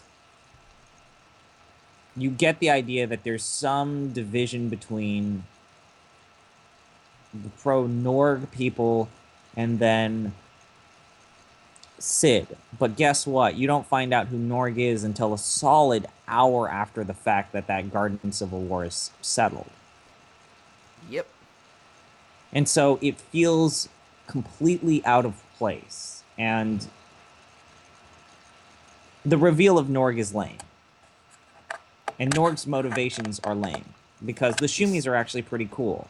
Norg is just greedy as shit. That's his motivation. He's greedy. He's bad. And there's this civil war, and I thought, oh man, so Adia's motivations were to like resend Cypher and his supporters to say, hey, look at me, look at what I've accomplished, and look at what you've accomplished. You have to go through this exam process, and join me, and I promise that all of you will be seeds. And then that would have been the motivation. In reality, there's no reason why all of those students that sided with Norg and supported Norg, why they would want to do that in the first place. Because why would you trust an invisible kind of mysterious figure over Sid, the person who's essentially raised you your entire life? It's a great question. Not explained at all. Not explained at all. And so the solution to stopping the Civil War, lo and behold, go to the pit of the garden and turn it on. You toggle a little switch. You toggle a little switch. You got to go up and down a bunch of bullshit ladders. You hate ladders. It's just that it's a giant time sink because going down those ladders is not quick. And it transitions from one scene to another scene where you have to find another ladder, and that's just deflating. And then you turn on the garden and you find out that it's a ship. Not only is it a ship, it's a hover ship. It's a hover ship. It's shaped like a porpoise, and controlling it is the worst. And all of a sudden, all of that animosity just disappears. That Civil War just disappears, and everyone pretends that it hadn't happened. Well, they were going to be blown up by missiles. When you almost get blown up by missiles, it comes into perspective.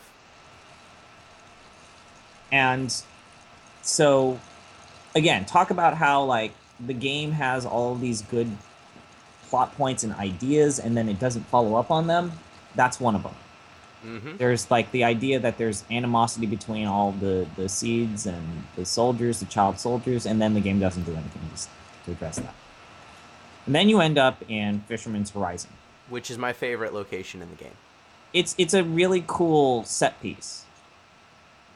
It's a really cool and interesting, like, steampunk set piece, where it's like these people are living on this island that they created. It's essentially Venice, but they have to create everything on that island. Their mayor is a hippie, and I found him rather insufferable, but whatever. They are all hippies. They have a giant solar farm in the center of their city. They fish for pleasure and for food. And there are windmills everywhere. It is a hippie paradise. And do you want to talk about what happens in Fisherman's Horizon? We've already talked about how you fight the robot monster again, the robot tank, and lo and behold, everyone's inside it, and they survive. It's the worst. But then, like, why doesn't Galbadia send even more soldiers? Because now they know that the kids are there. Why don't they send reinforcements? Well, they don't want them. They want Alone. Mm-hmm. And they want Alone because Ultimisia wants Alone. She doesn't actually care about Squall or any of his buddies. She's just interested probably in should have finding cared Alone. about Squall. She probably should have assassinated Squall earlier in the game. Yep. Probably should have. She goofed. So I think the cool things about Fisherman's Horizon are that I think the music, I love the soundtrack of Fisherman's Horizon. It's my favorite song in the game, I think. It looks cool. It looks very cool. I think the hippie mayor is kind of funny. I think that his wife just being named, like, it's Mayor Doby, I think, and Flo is his wife. Yep. Like, this kind of middle-aged couple that in shorts and sandals that run this entire city. I think that's pretty great. I think Master Fisherman is great. Yep. And then that sequence Then where it happens. you fight your own team driving a tank, and then they get out of the tank at the last second, and they say, "Oh, let me tell you about what happened to us while we were in this tank. We got to tell you what happened." And then someone interrupts and says, "No, we can explain it later." And then they never do.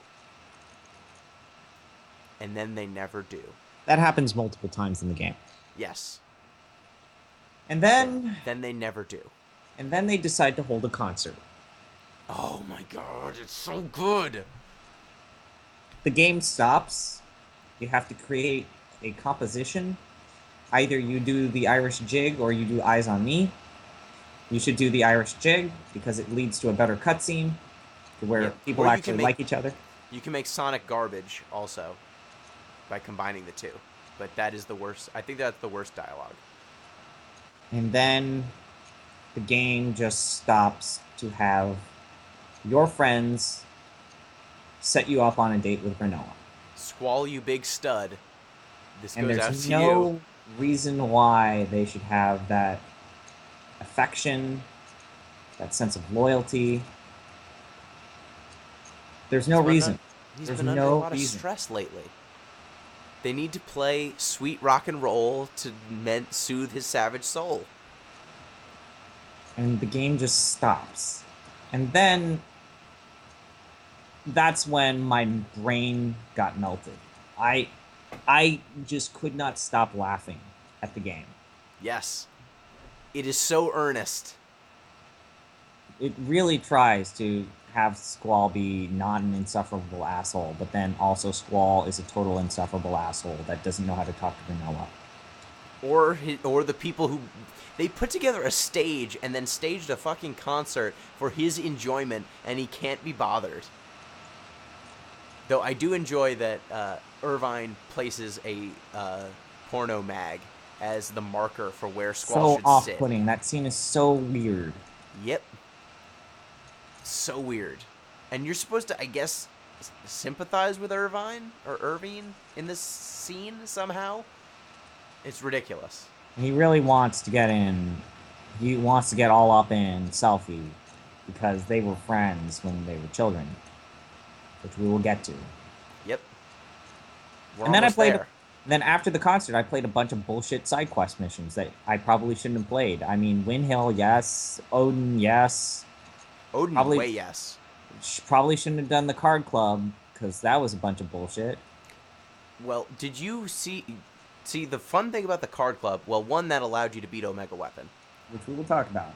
And two, if you defeat the CC club, the Ragnarok exists in the time compressed world. You can find it. In the Ragnarok, the CC club will be the only survivors of humanity other than you, your party, and the Queen of Cards.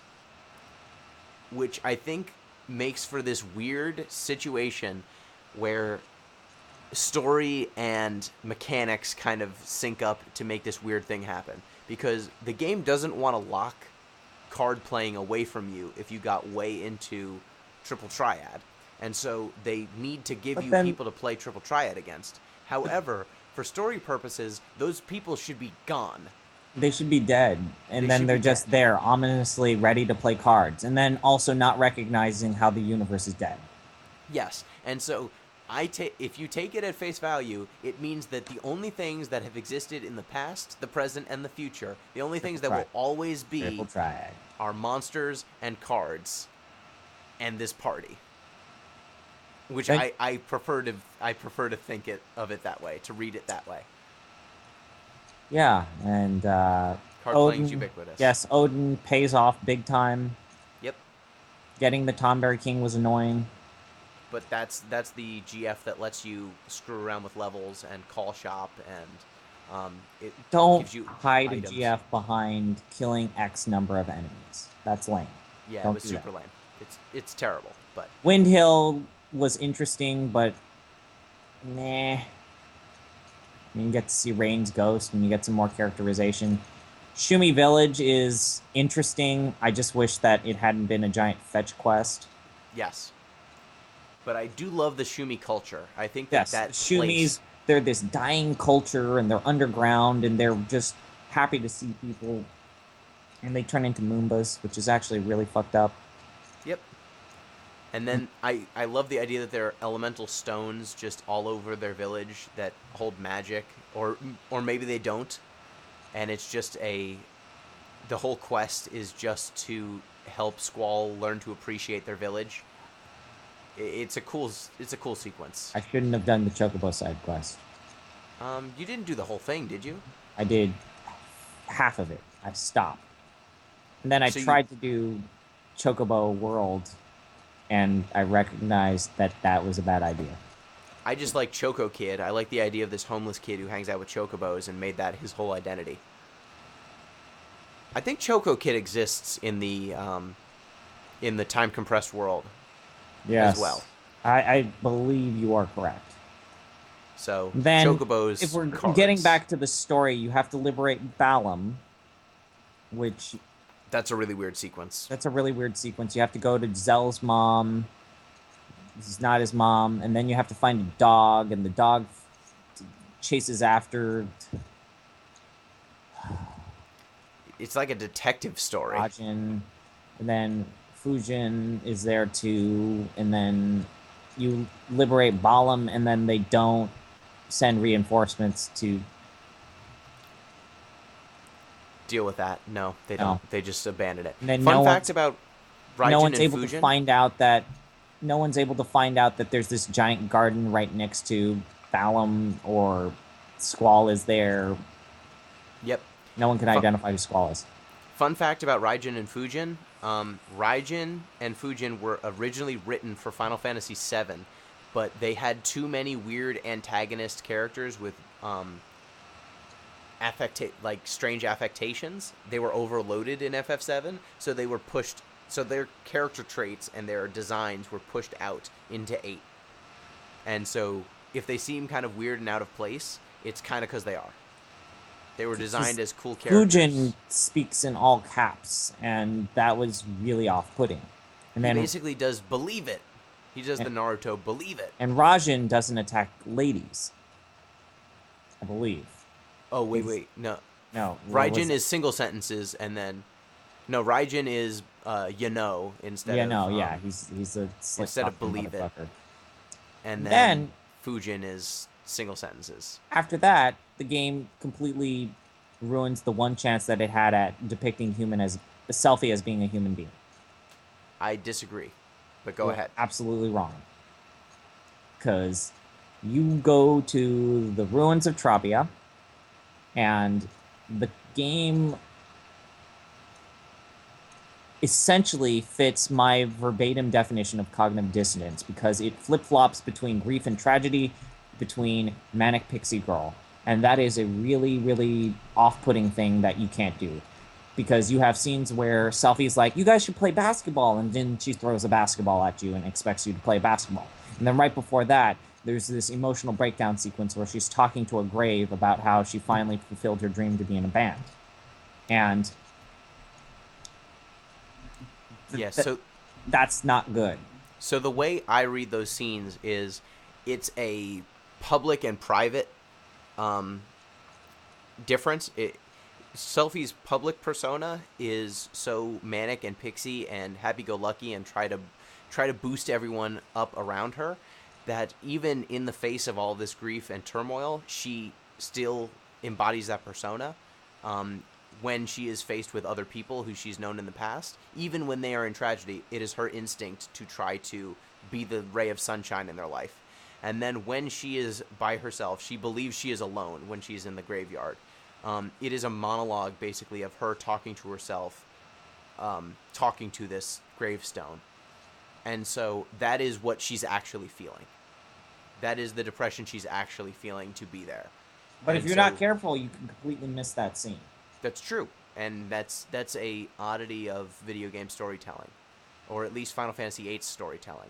But I think that's how I read it. I read it that her actual breakdown is in that graveyard. That's what's actually going on in her head, but she can't... It is not in her nature to put that upon anyone else, especially the people who are grieving around her, who experienced the bombing. Follow up on that idea and concept later in the game, that she actually has this more sensitive side that's more human and more emotional. I don't know. Did you read her blog? No. Yes, but no. The answer is no. She never shows that side of her in the game. Did you read all of the blog? No, I didn't. You missed the blogs where she explains all of this. I don't know if she does that. I haven't read all of her blogs. Because it's crazy that she has a blog. Like, let's talk about 1998. She Predicting has a blog. blogs. Predicting, yeah. Yeah. That's crazy. We're almost there, though. We have to talk about the scene that comes right after all of this. Yes. Because it's the scene. It's the scene. Yep, it's the scene that is the reason why most of our viewers didn't finish Final Fantasy VIII. This is the reason why we could skip all of the other stuff. So you're here in Travia to find out one important fact. And that important fact is that everyone knows each other. Yes. And They were actually all raised in the same orphanage. Yep. And they were all childhood friends. Mm-hmm.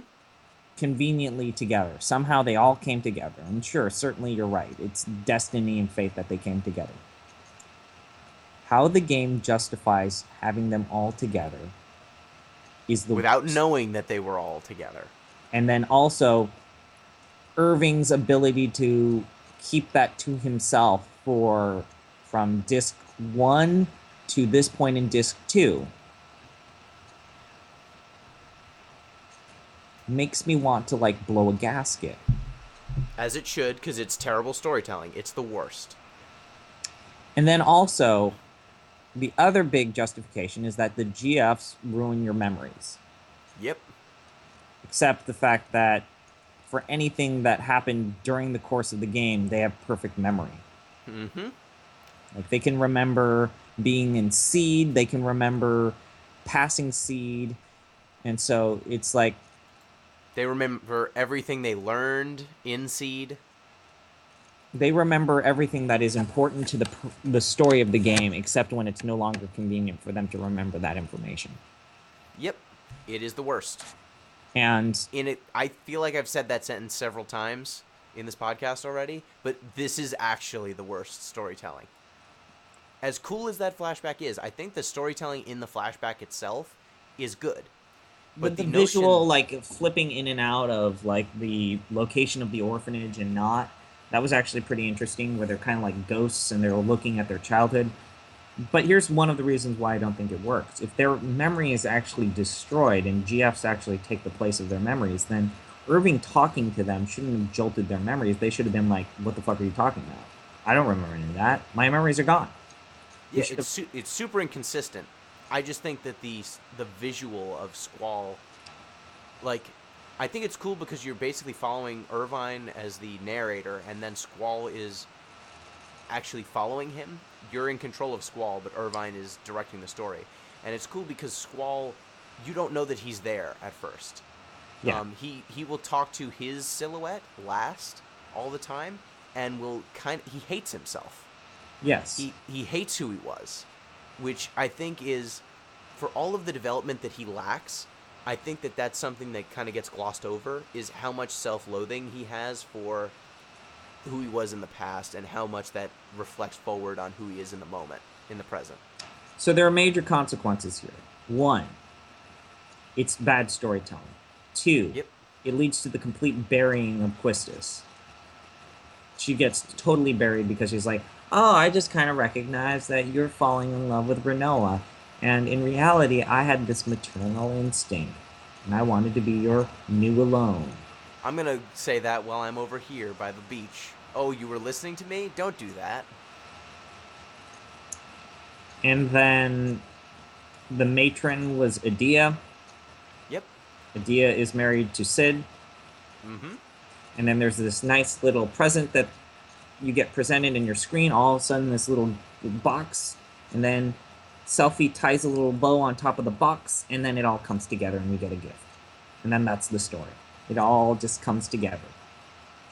The one weird thing when you stop and look at it is that having this be the plot twist makes Renoa be the odd third wheel. Except she's not the odd third wheel because she is the daughter of Julia. She does not tie into their time in the orphanage, but she ties in actually even earlier. So none of these characters are unconnected in some weird existential, like, not I don't know if existential is the word. But she doesn't say a in some weird for way. a good solid 20 minutes. No, she has nothing to do with this scene, but she is totally weirdly connected to everyone else, just like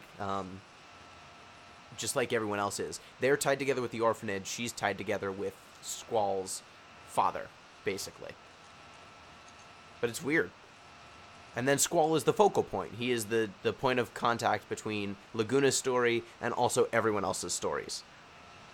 And as the main character, I guess it makes sense that he is literally the locus of everything.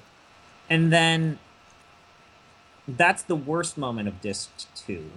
Yep, it's pretty bad. And then that's immediately followed by the greatest moment of Disc 2, the Battle of the Gardens. Oh, it's so good. It's a really good scene. Like, it's very cinematic. There's a sense of, like, urgency. Squall gets his shit together, and actually you have the ability to make really good decisions there. Like And saving the hot dogs. saving the hot dogs, and, like, everything kind of comes together. And then, even then, it falls apart.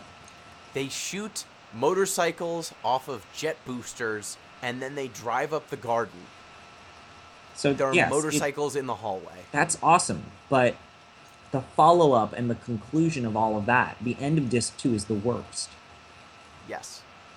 And admittedly, yes, Disc 3 does manage to conclude that and address why Disc 2 ended the way that it did in a really interesting and compelling way. The problem is that it didn't really leave a good taste in my mouth. Yeah, Renoa passes out and you don't know why. But everything up to that, I mean, there's another scene where Renoa starts hitting on Squall while there's this giant fucking battle and people are dying in the name of Squall. They just decide to stop and have this little relationship scene that's totally out of place. It is cool that Disc 1 and Disc 2 both end with sorceress battles. Disc 3, it's a little weird. It actually it doesn't have a sorceress battle in it. It ends prematurely. Right as you're about to have the sorceress battle, which is why I think Disc 3 is I think kind of a bummer. Disc 3 is kind of a bummer. That was probably a size or a last-minute change, I would think, because it is so perfectly set up for there to be a sorceress battle at the end of 1, 2, 3, and 4. And to break up that symmetry, I feel like something must have happened in development. But thematically, I think that's a cool bit of symmetry. And so it ends with you knocking the nonsense out of Adia. Renoa is in a coma. And Squall decides that now that Renoa is in a coma, that he finally realizes that he loves her. Yep.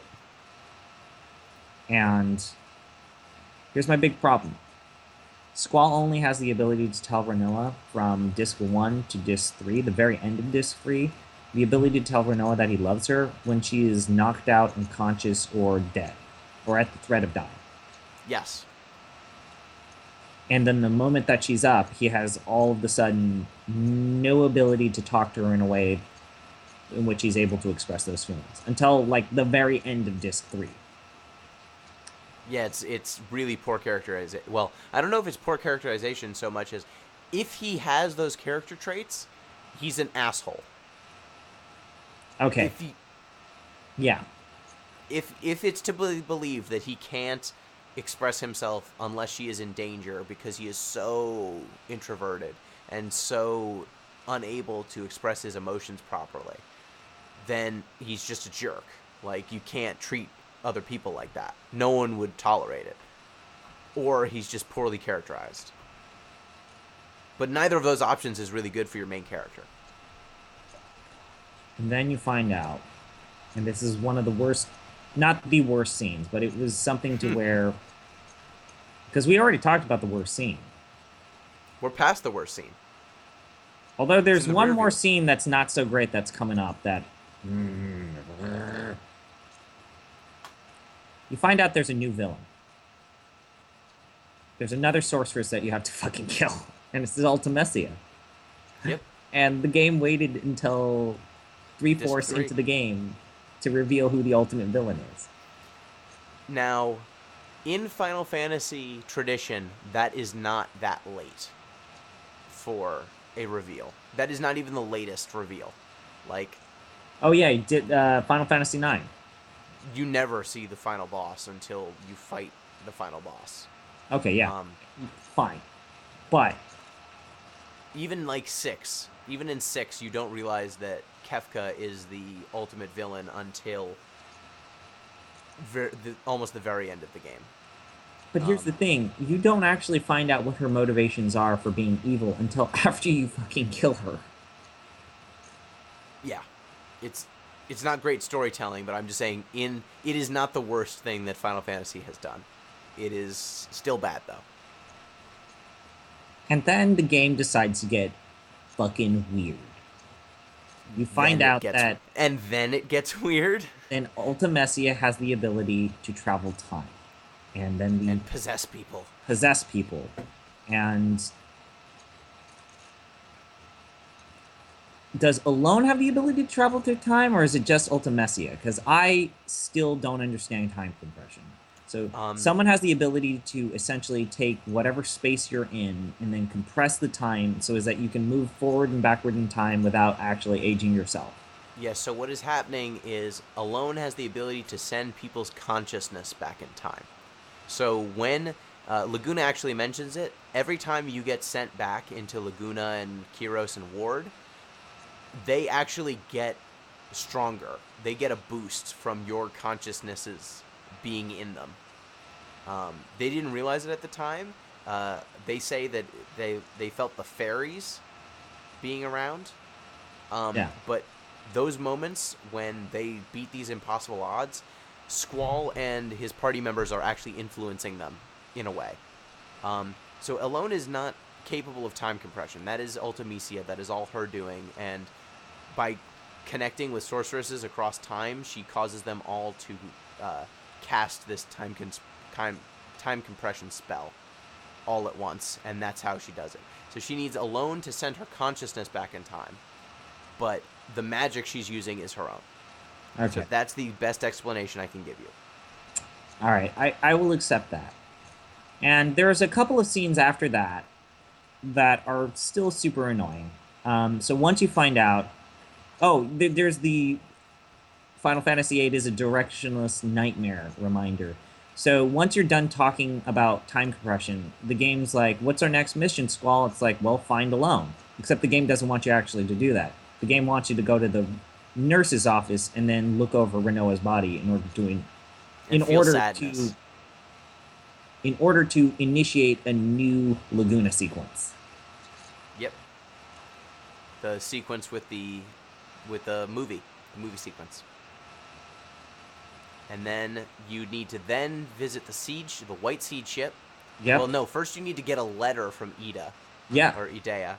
Idea. And then you need to visit the White Seed ship. And then you're Alone is in another castle. Alone is in another castle. You spend all this time. And the White Seed ship is not easy to find because it blends in almost perfectly into the location where it's in. It's brown. Mm-hmm. And you spend all this time. Squall's a dickhead and doesn't give the letter immediately when he sees the goddamn White Seed leader. Yep. And you all of a sudden find out, shit, she's not here. And then my personal favorite scene in Disc 3 happens. Squall gets Renoa's corpse, slumps her over his back, and he decides to run it. He decides to get her on his back, and he starts trekking. He starts walking to Esthar because for whatever reason, he's confident that wherever Alone is, they can solve Renoa's problem of her coma. Yep, and I think that might be the most effective scene. It's one of the most sincere scenes because, like, clearly he's fed up with going on this long journey.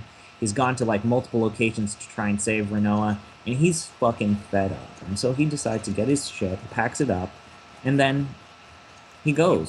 He walks a train track on foot, just the whole distance.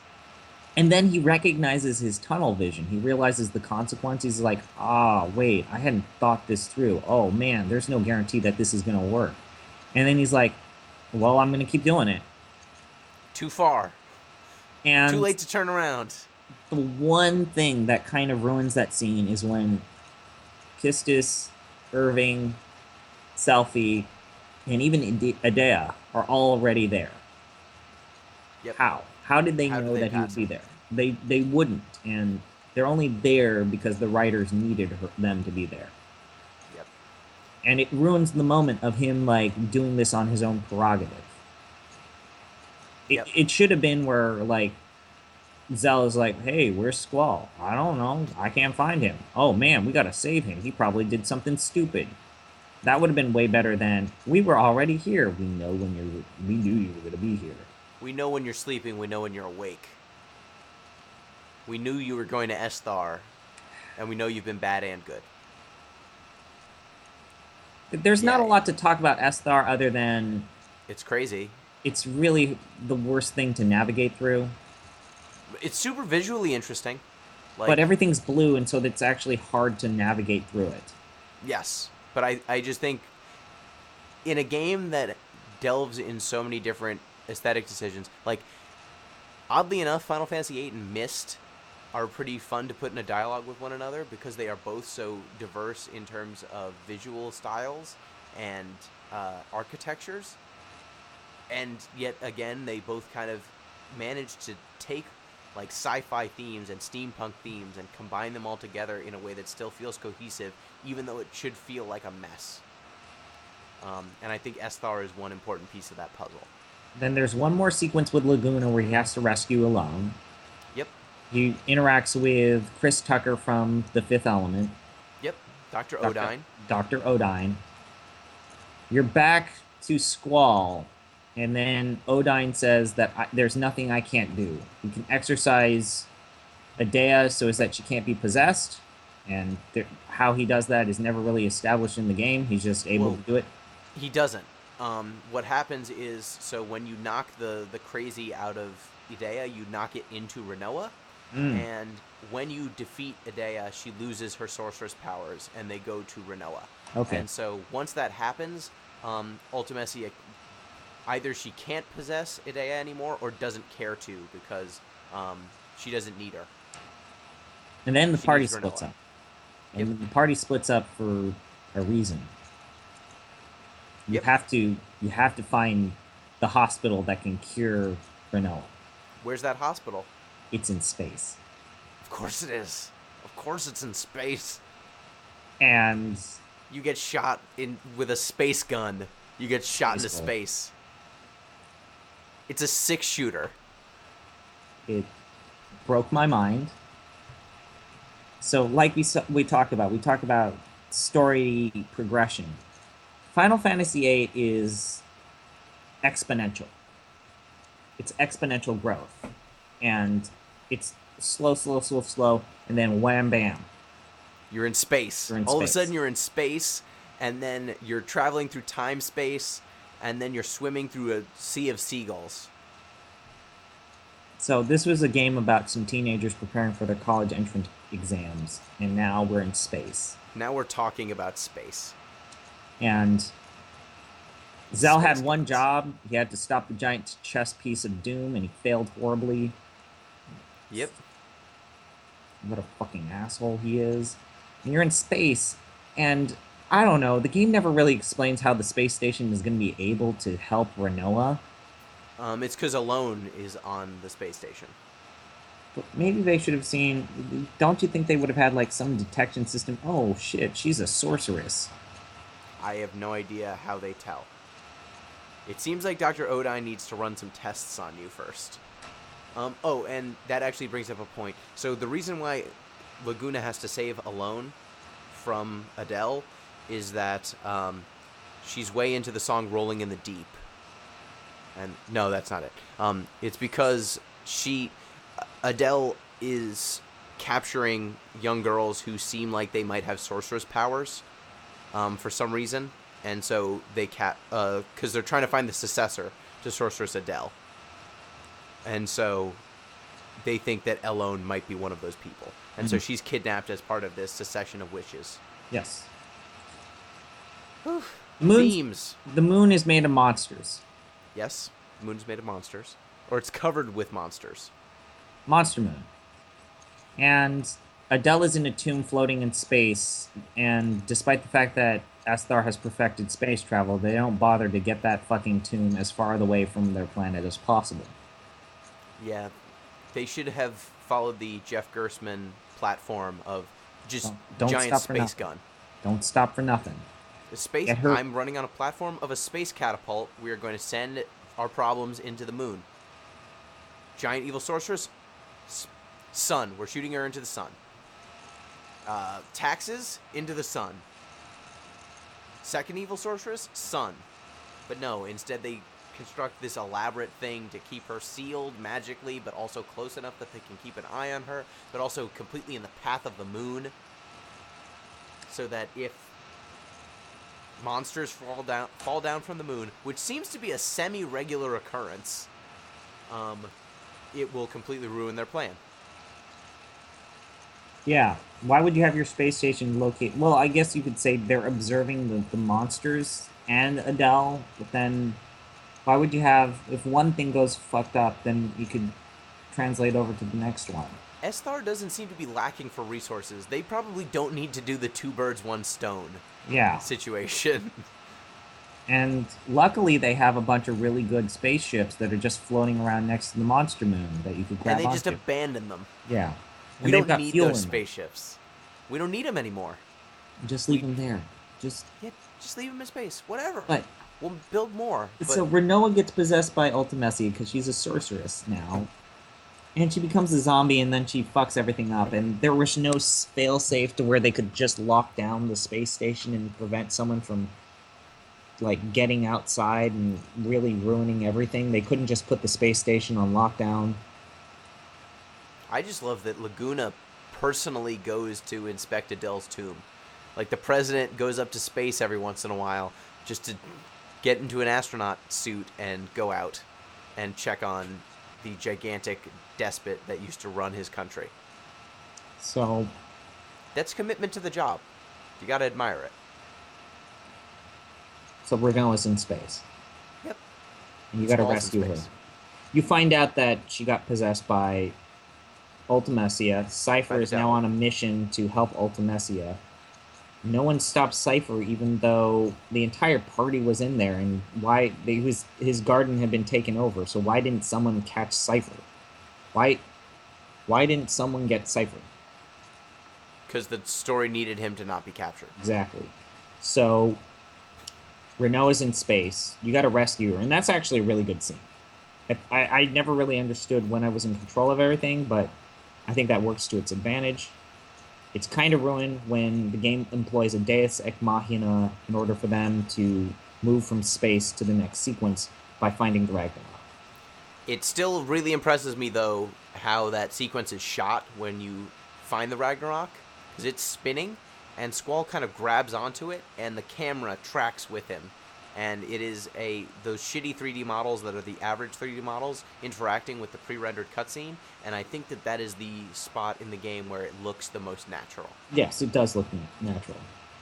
But it's a deus ex machina. Yep. They shot spaceships into space and then left them there, and yet they still have no air force to deal with the gigantic chess piece of doom that has laid waste to their country. They can give away 3 space battleships, and yet they have no air force. Yeah, and the propagators are assholes. They are assholes. They're cool designs, but they're cool designs. We don't need to talk anything more than they're assholes, because I want to spend more time talking about Eyes on Me. Of course, everyone does. The scene where Squall is in the space station with Renoa is a skin-crawlingly terrible scene. Tell me how you really feel. Eyes on Me with the lyrics is a bad song. It's a real bad song. And, like, I can ignore the science of how, like, the lack of gravity doesn't make sense, and then they're able to all of a sudden walk on the floor. Well, whatever. I can accept that. Okay, I'm going to take out my earphones.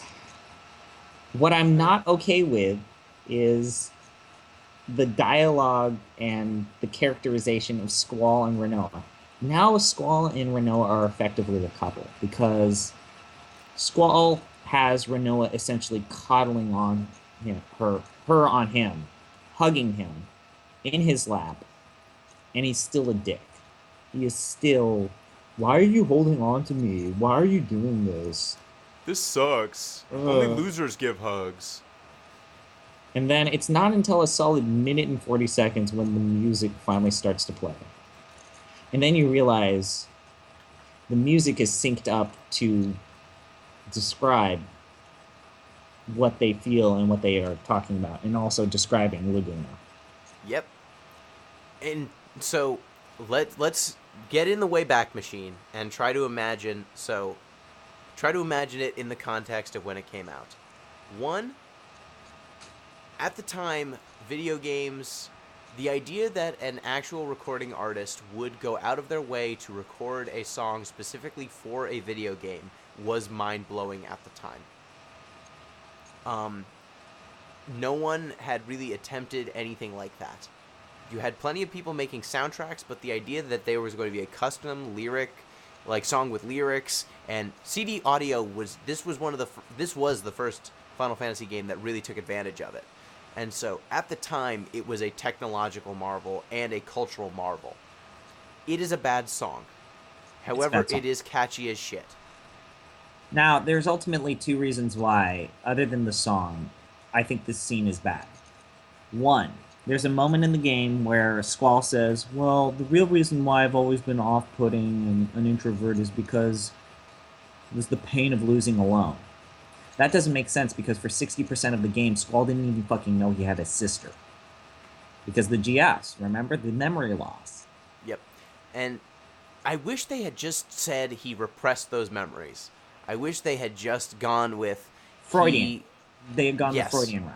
Sure. Just go the Freudian route, say he repressed the memories, he doesn't remember, everyone else does, or something like that, and people are offended that he doesn't remember. Like, try to go that route, but saying that it is this magical MacGuffin that has done this, or it's not even a MacGuffin, this magical plot-telling device that just makes everything work, it just doesn't work. It's poor storytelling. It leads to more plot holes than it fills. That's the real problem. It creates more plot holes than it fills, and that is the test that every narrative device should try to pass. Then the second reason why I don't think this scene works is because whenever Squall has an internal monologue, he shows a level of care and understanding of Renoa.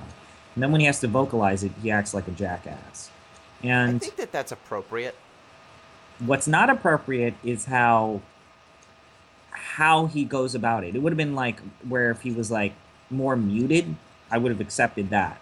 But like telling Renoa, you should get back to your seat, or man, why are you doing this?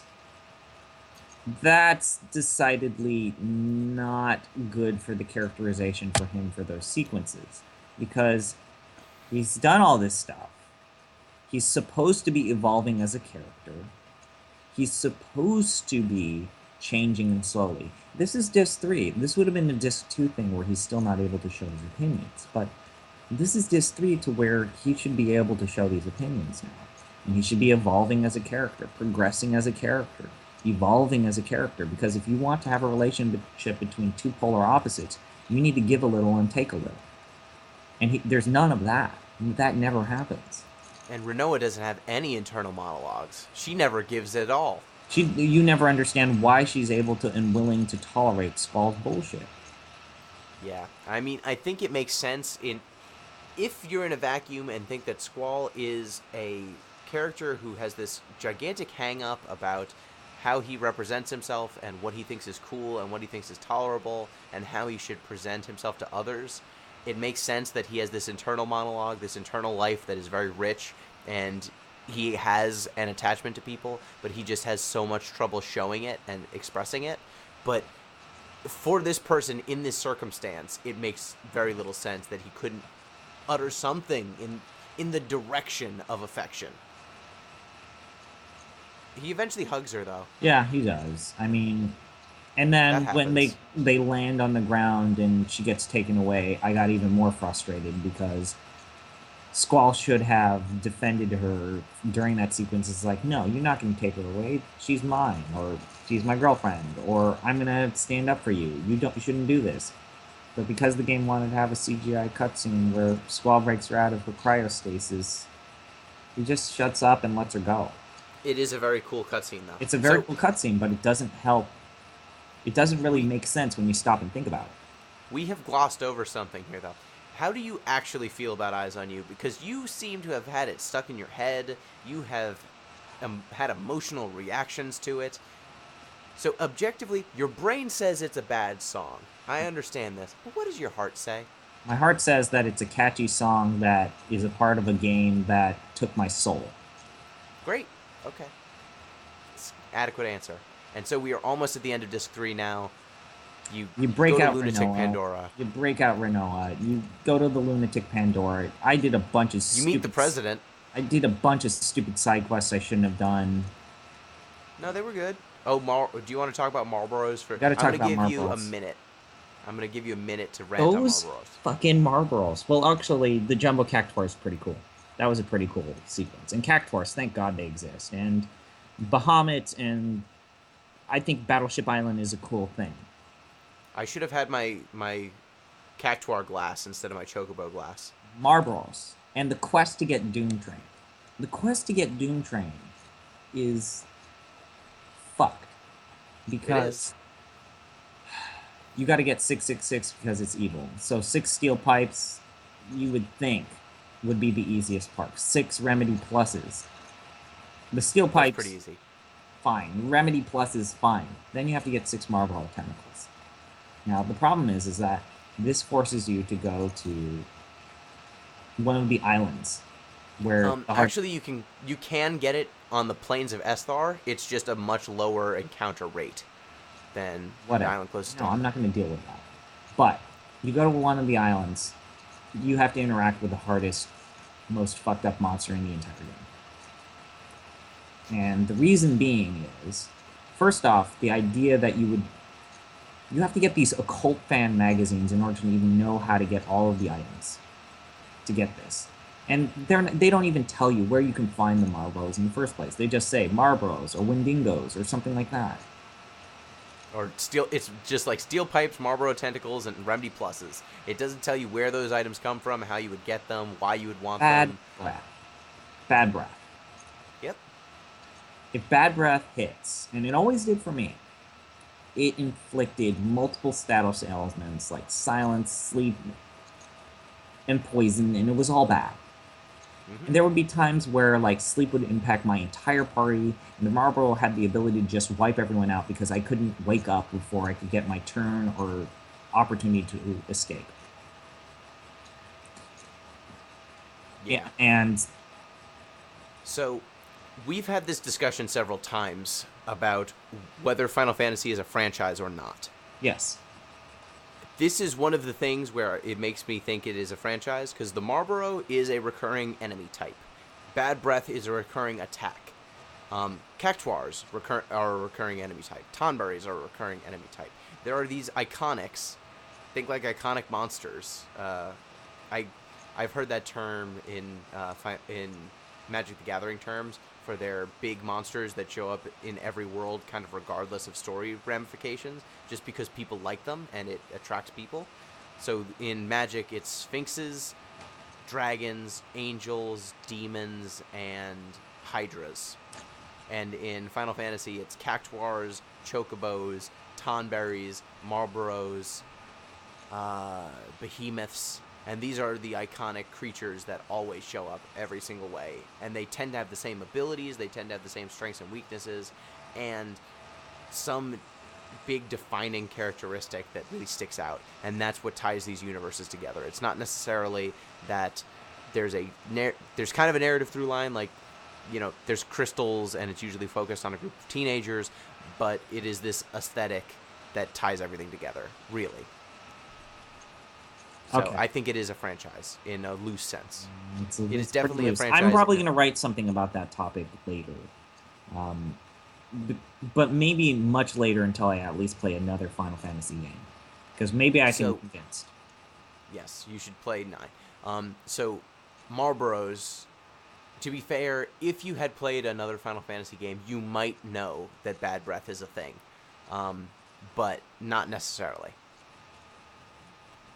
And you can boost your status defenses to protect you from some of the more heinous aspects of that attack. But I didn't, like, you need to do a certain amount of grinding to get those items, and I figured that would be a waste of your time. Fuck that. I just relied on dumb skill, or dumb chance, pure chance, which... skill. Which I used to beat another boss, which we will talk about very soon. Thank goodness. Thank goodness. Oh my god. So, the next major Doom Train I shouldn't have done the other. Getting Zell laid was not worth it. It was dumb. The fucking Obo Lake was fun for like a minute, and then I do like that there's a monster in a fucking lake. There's yeah. just a lake monster, and Mr. Monkey's a great character name. I wish you got to see Mr. Monkey, but then that side quest lost me when I had to talk to rocks. I'm sure a fan site has you covered, but turn safe search on. So here's a question I want to ask. When you have the scene with Renoa and you go back to the orphanage and you have your conversation with Renoa, and there's this plain of white flowers, is that a metaphor for rain? I think that's a callback to rain. It might be. It is definitely a callback to the beginning of the game. That flower field that Renoa is in, that is the flower field. Okay. But I think the white flowers are probably there. Yeah, actually, I never made that association, but that makes sense. The only problem I have with that flower field is that when you look at the continent from the world map, there is no greenery. Oh, anywhere. It's all brown. It's all totally brown. So this gigantic flower field, like, where is it? Yeah. But that's nitpicking. Nitpicking. A bigger nitpick is when you like have your conversations with Renoa and Zell decides to be a wacky goofball and interrupt you on multiple occasions. Yeah, he's a dick. Just because he has his pigtail girl doesn't mean he has to ruin everyone else's relationships. And then you go back to Esthar and you find out that the politicians are woefully unaware of the horrible destruction that the lunatic Pandora is doing because everyone's chill inside and everyone's getting killed outside. Isn't that a comment on government? Well, the government's run by, surprise, surprise, the president is Laguna. So power corrupts even the best of people. Yep. He fucking pushes Adele into a cryogenically freezing machine. Mm-hmm. That is his solution.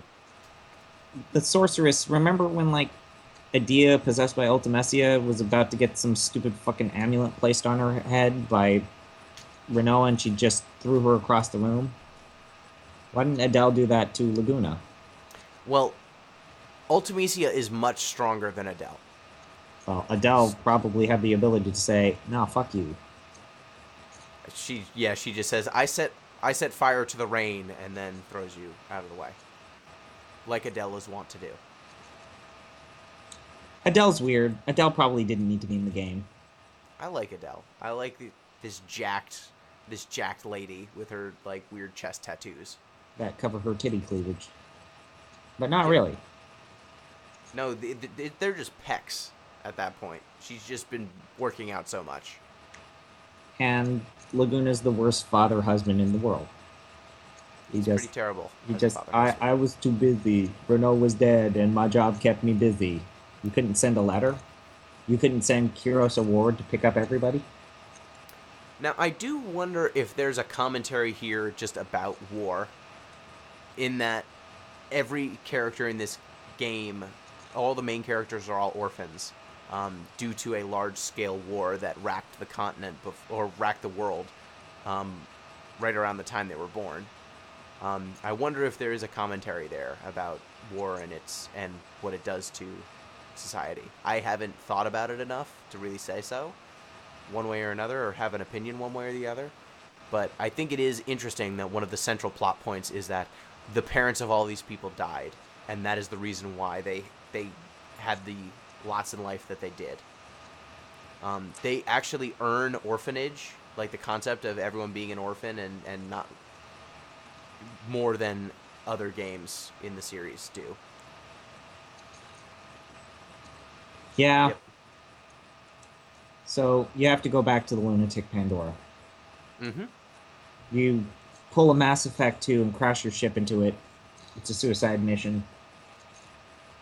And then you have to fight Cypher. I mean, you fight Fujin and Rajan, and then you fight that evil robot monster that has that stupid-ass attack. Don't make bosses that have attacks that automatically drop you to 1 health. That's not cool. That's not cool. It's not great. Not great. Definitely don't give them an attack that also hits all of your party members for any amount of damage if you're going to give them an ability that sets your party to 1 HP. Okay. And then you find out why it was a really good idea to get Odin in Disc 1, or Disc 2. Mm-hmm. You fight Cypher, and Yep. Cypher is actually jacked. I mean, you got a party of 3, and he still has the ability to fuck you up. And he cuts Odin in half. Which is awesome. And Gilgamesh pops out of nowhere and hits him across the room. Through a window, even. He cuts him. Now, we need to talk about... We kind of callback. need to talk about Cypher, because Cypher is very clearly being manipulated. He doesn't see it. He ignores his friends. And he gets a redemptive arc at the very, very, very end of the game. That's unearned and makes no sense. But we'll get Do you mean his redemptive arc where he just fishes? Yes. That redemption? Yes. And the game ends for... Disc 3 ends in a bad spot. Mm-hmm. It just smash cuts to black after Cypher grabs Renoa, who at this point is a sorceress, and despite the fact that she's a sorceress, all of a sudden when Cypher grabs her, decides to be a damsel in distress. Yep. And she's completely depowered out of nowhere for no good reason. Despite the fact that, like, Kistis and Zell and whoever's not in your party would theoretically be with Renoa. Yep. They don't and do despite anything. the fact that she was a freedom fighter and is a capable soldier unto herself before she had sorceress powers, and now she has sorceress powers too. And she has a dog who protects her every time she gets attacked in combat. Let's not forget how Squall had the opportunity to kill Cypher because he defeated him, and then didn't. 4 times. 4 times. He's a war criminal, and he doesn't do anything. Cypher feels like half of a character, and the other half of him is just driving the plot forward. So he is a living embodiment of the Deus Ex Machina. He's the machine in which our plot by convenience can occur. So Adele gets Renoa and decides, fuck it, I'm gonna junction a human. Yes. I love that junctioning just becomes so, like, the meaning of the word becomes so abstracted by the end of the game. Like, junctioning Renoa just means, like, stapling her to her chest. But it's even, like, worse than that. Like, her arms get embedded in her flesh. Yeah, I know. It's weird. You beat Adele, but you have to be careful about it. And then it happens. You can actually mug Renoa in that fight. Yes, you can. Funny. You can steal elixirs from her. But you got to be careful about that. Mm-hmm. Then it happens. Yep. You beat Adele. It turns out, despite the fact it doesn't make sense, and you wouldn't want to kill Renoa, you wouldn't want to harm Adele, it turns out everything worked according to plan. Ultimately, gets Adele somehow.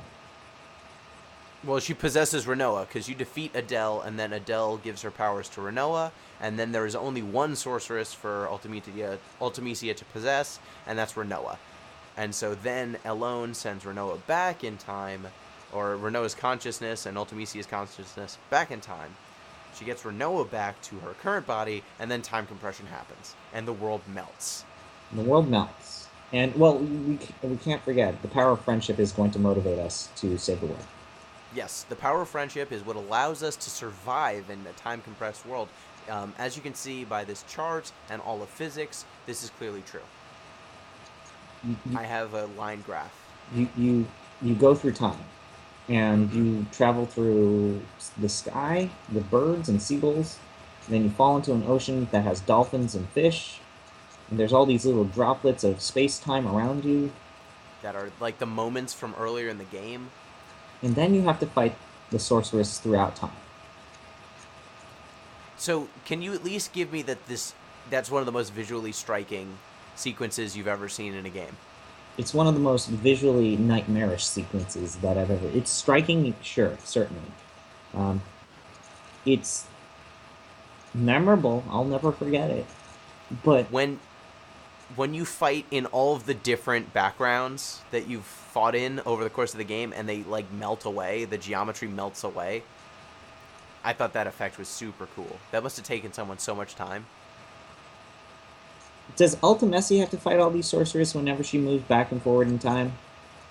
I don't think so. I think it's just like a lone. It's like a lone effect when she goes back and forward in time. It's just her consciousness. Okay.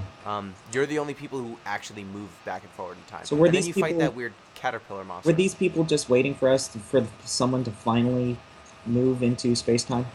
They were just waiting there? They're in purgatory? I have no idea. I guess who are they're those just... people?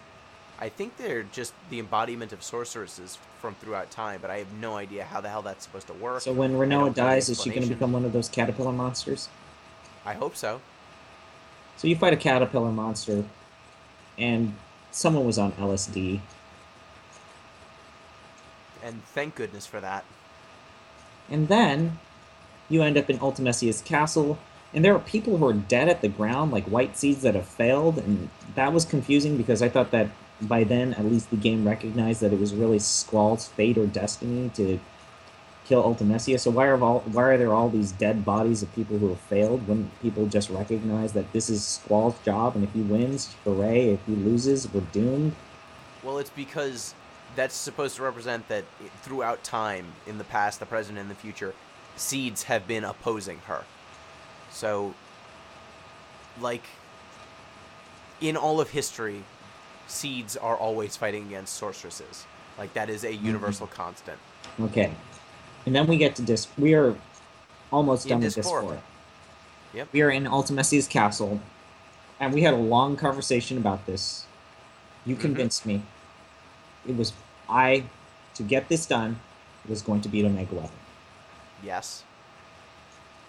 But I was going to do it in the worst way possible. No, the best way possible. The best, worst way possible. Let me put it to you this way. Did you want to spend 5 minutes killing Omega Weapon, or 40?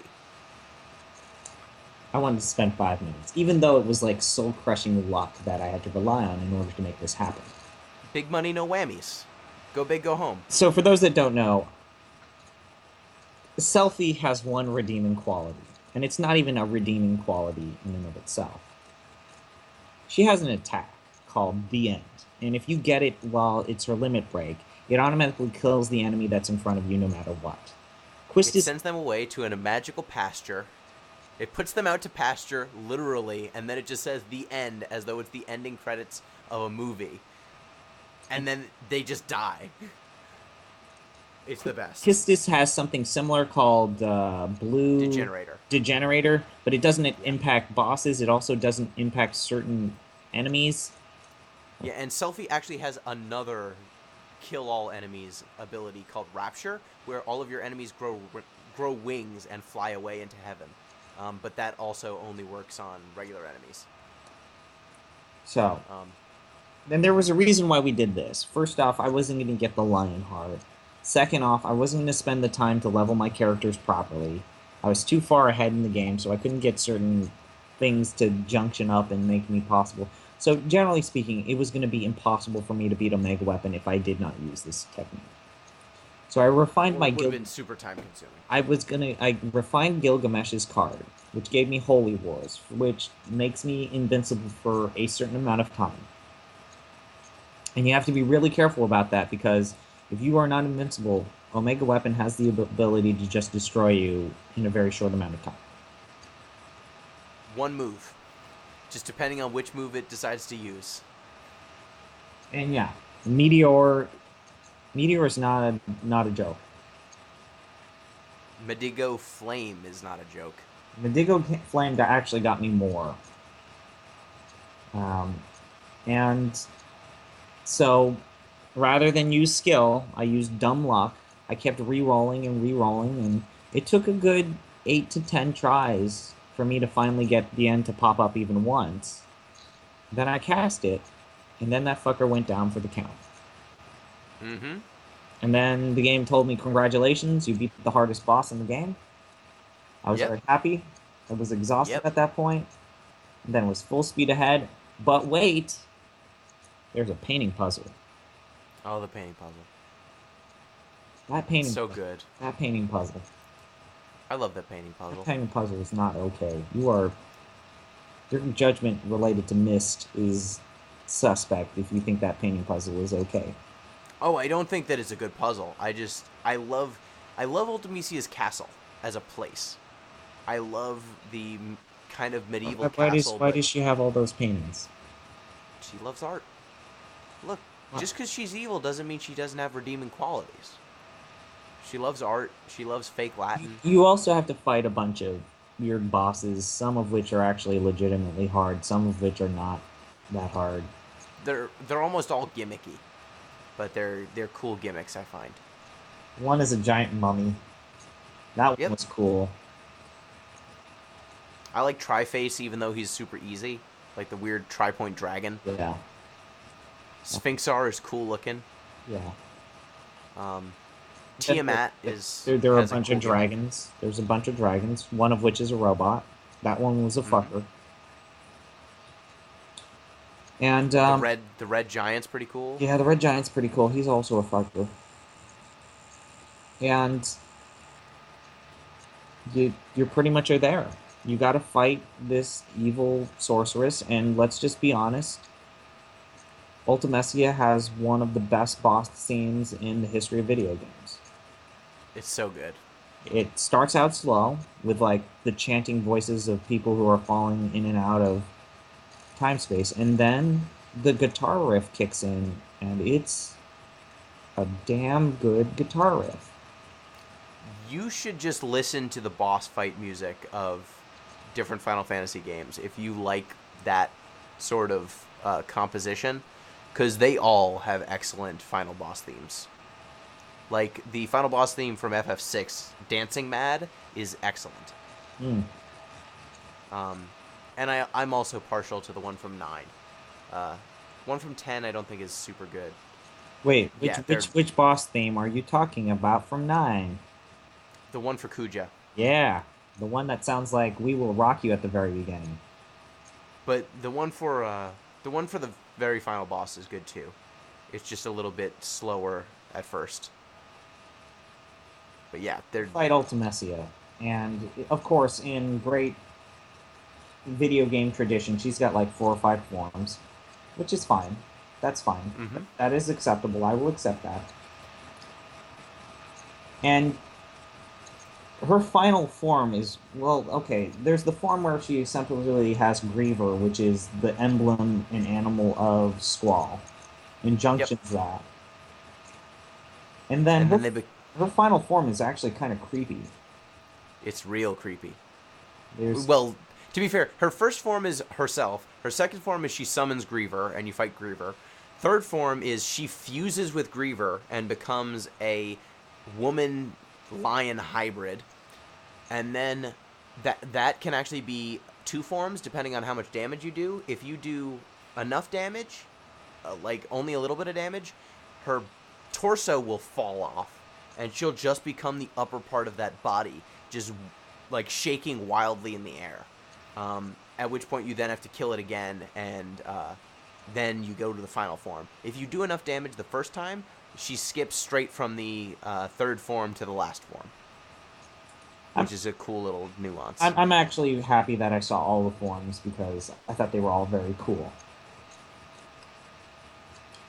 And luckily, I didn't have anyone die because then that would have led to weird implications to where, oh, well, I guess it doesn't make sense that you're still alive because I saw a video where it explains technically if your people die, someone else jumps in and replaces them, but now they're stuck in time space Yep. forever, but somehow they don't. Yep.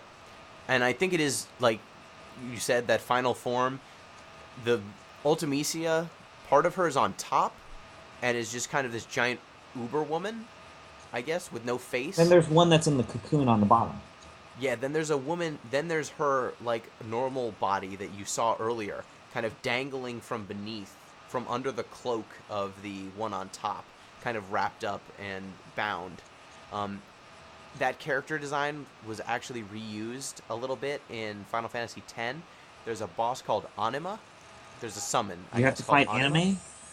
Anima is what it's called. Oh, you have to fight anime. Okay, cool. Yes. I should play this. And it's actually in reverse. The top form is kind of this bound figure with wings, and then it has a limit break, and its bottom half is this unleashed monster.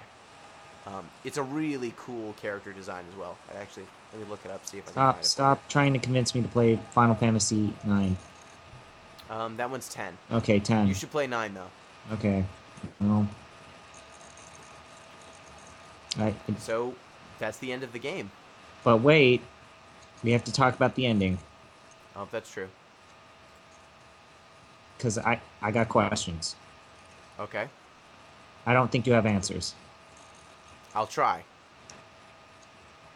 What the fuck happened? What? Okay, so what happens is you defeat Ultimecia. Yeah, and then I got that. You then have to get back to your own time. Yeah, and the problem is that when you try to get back to your own time, Squall is in this desolate wasteland. Yes. You're kind of trapped, trekking through space-time. And... Oh, no, wait, we forgot that there's a bunch of things that happen before that. So you destroy Ultimecia, you break space-time to where it's just white, and all of the secondary cast are like white, walking this white background, wondering where the fuck they are. Then Squall sees his young version of him. He sees Adia. He gets transported to when... And this is the weird thing that I would like to ask answers from you. I don't quite understand does Squall create an infinite time loop, or does Squall end the time loop? To where... I think he kind of does both. He creates it by being there, and then he is the termination of that loop. So, from this point forward, in his present time, Ultimecia is dead. Yes. However, his actions cause the sequence of events that leads to him needing to defeat Ultimecia in the first place. But there were still all those like white seeds that were dead at Ultimecia's castle. Does that mean that there's still a future in which Ultimecia exists? Will there always be a future where Ultimecia exists? Yes, because she's not defeated by people in her own present. She's defeated by Squall jumping forward in time and dealing with her. So she's not actually dealt with by any sort of contemporaries. But I think that it's very interesting. Like, for as much as we want to say, like, this game is plot by convenience, they then try to retroactively make Squall the be-all, end-all by saying, yo, not only is he the be-all, end-all, there's, like, this weird time loop. He is the reason why Seed exists. He's the reason why Ida is the villain.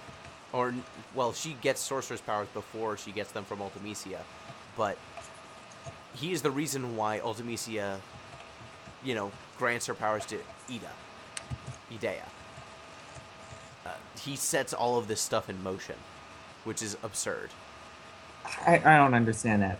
What I don't understand even more is the scene where Squall is walking in the desolate wasteland and then decides to have an acid trip. Okay, so what don't you understand about the scene at the orphanage? I still am confused if that creates an infinite time loop or a catch-22 where they are going to forever perpetually be in the process of ending and addressing Ultimecia. I think that it means that he is setting into motion everything for him to eventually the child version of himself that he runs into. He is setting everything into motion for that child version to eventually become the person who shows up at Idea's orphanage. Loop back in time. So he's creating a loop. However, in his present, he just defeated Ultimecia, and he can go forward with Ultimecia being defeated. Okay. Let's talk about the acid trip. Okay. He's walking through a desolate wasteland. So is he still in time compression land when he's walking? Time magic is happening. He is trying to get back to his present. It is like when time compression was happening the first time, and they needed to swim through the sea to get to Ultimecia's time. So why weren't they in the ocean? Why were they in desolate wasteland land? it's a different representation of the same weird time-space concept. So where were Selfie, Zell, and all of them in White Wasteland? They were in different places. Why? They just were. Okay. And he has an acid trip. Yep. Where he sees a vision of Renoa. It's all fuzzy. I thought my graphics card was dying at some point. Yep. And there are some of those images that are super fucking creepy. Yep. Like there's the one where Squall has a hole in his face. And then there's the one where Renoa has no face, and she gets fuzzier, and then she gets crisper, and then she eventually vanishes. And then they replay the entire dance sequence with her not being there. And then there's the part where she's like superimposed and constantly walking towards you over and over and over again, and it's looping. So here's my interpretation of that. I think that is Squall imagining what his life would be like. Okay, I thought it was him seeing what his life would be like if Renoa wasn't in it. Is her gradually fading out of his life. And he can't accept it. I was just going to say, someone decided we need to end this game. Let's put a bunch of weird shit in here. I think that is also happening, but my interpretation of why Renoa slowly fades out and then Squall has no face and the whole thing is that it is Renoa being excised from all the moments where she's there. Okay. And then once she's all the way gone, Squall has a breakdown and then he cries and can't go on. That's when he gives up. And so I think that is Squall imagining his life without her. And then Squall dies? No, then Squall passes remembers. I think he remembers the promise. Okay. Or Renoa finds him. How was Renoa able to get out of white space-time and enter desolate wasteland space-time? They made a promise. Don't you remember? And then somehow Renoa has the ability to exit space-time, compressed time? Well, they made a promise and they went where they promised they were going to go. I thought Alone was the one that had the ability to move consciousnesses. Yeah, but they're not moving consciousnesses. They are physically moving through space-time. But I thought Renoa had been possessed by Ultimisia, so her consciousness... She's dead now. What? Ultimisia is dead now. So how did Renoa end up in space-time if all her it was just her consciousness? Her consciousness was fine. Like, everyone who ends up at the final boss's lair is there physically. They are physically there. Okay? Renoa included. So when her consciousness gets sent back with Ultimisia's to start the time compression stuff, they actually do an effect where Renoa's consciousness is blue, Ultimisia's is red. After Alone sends both of them back, she gets Renoa back, and you see the blue consciousness go back into Renoa. They do a little visual effect. It's one of the weird times where they're subtle. So that is actually Renoa wandering black space-time. They are actually there. Physically. Is my understanding. Then fucking flowers. And then flowers happen because they go where they promised they were going to go. Because the power of friendship conquers all. And love. And Phethos, Lukos, Wilosek, or whatever. Cypher's not in prison. He's fishing. Yep, he's fishing. He's not and then there's... being sent to The Hague for war crimes and being a war criminal. Somehow. People tolerate the garden just floating around above them ominously, like a friendly reminder that we have an army of children. And they're real good at killing. Yeah. And then there's the scene that always makes me if not cry, it moves me every time is Laguna. That's a good scene where Laguna at the graveyard. You see him at the graveyard and you recollect that he actually did propose to Rain. And they didn't have a lot of time together, so yeah. It's a touching moment. And you get the resolution for Laguna's story.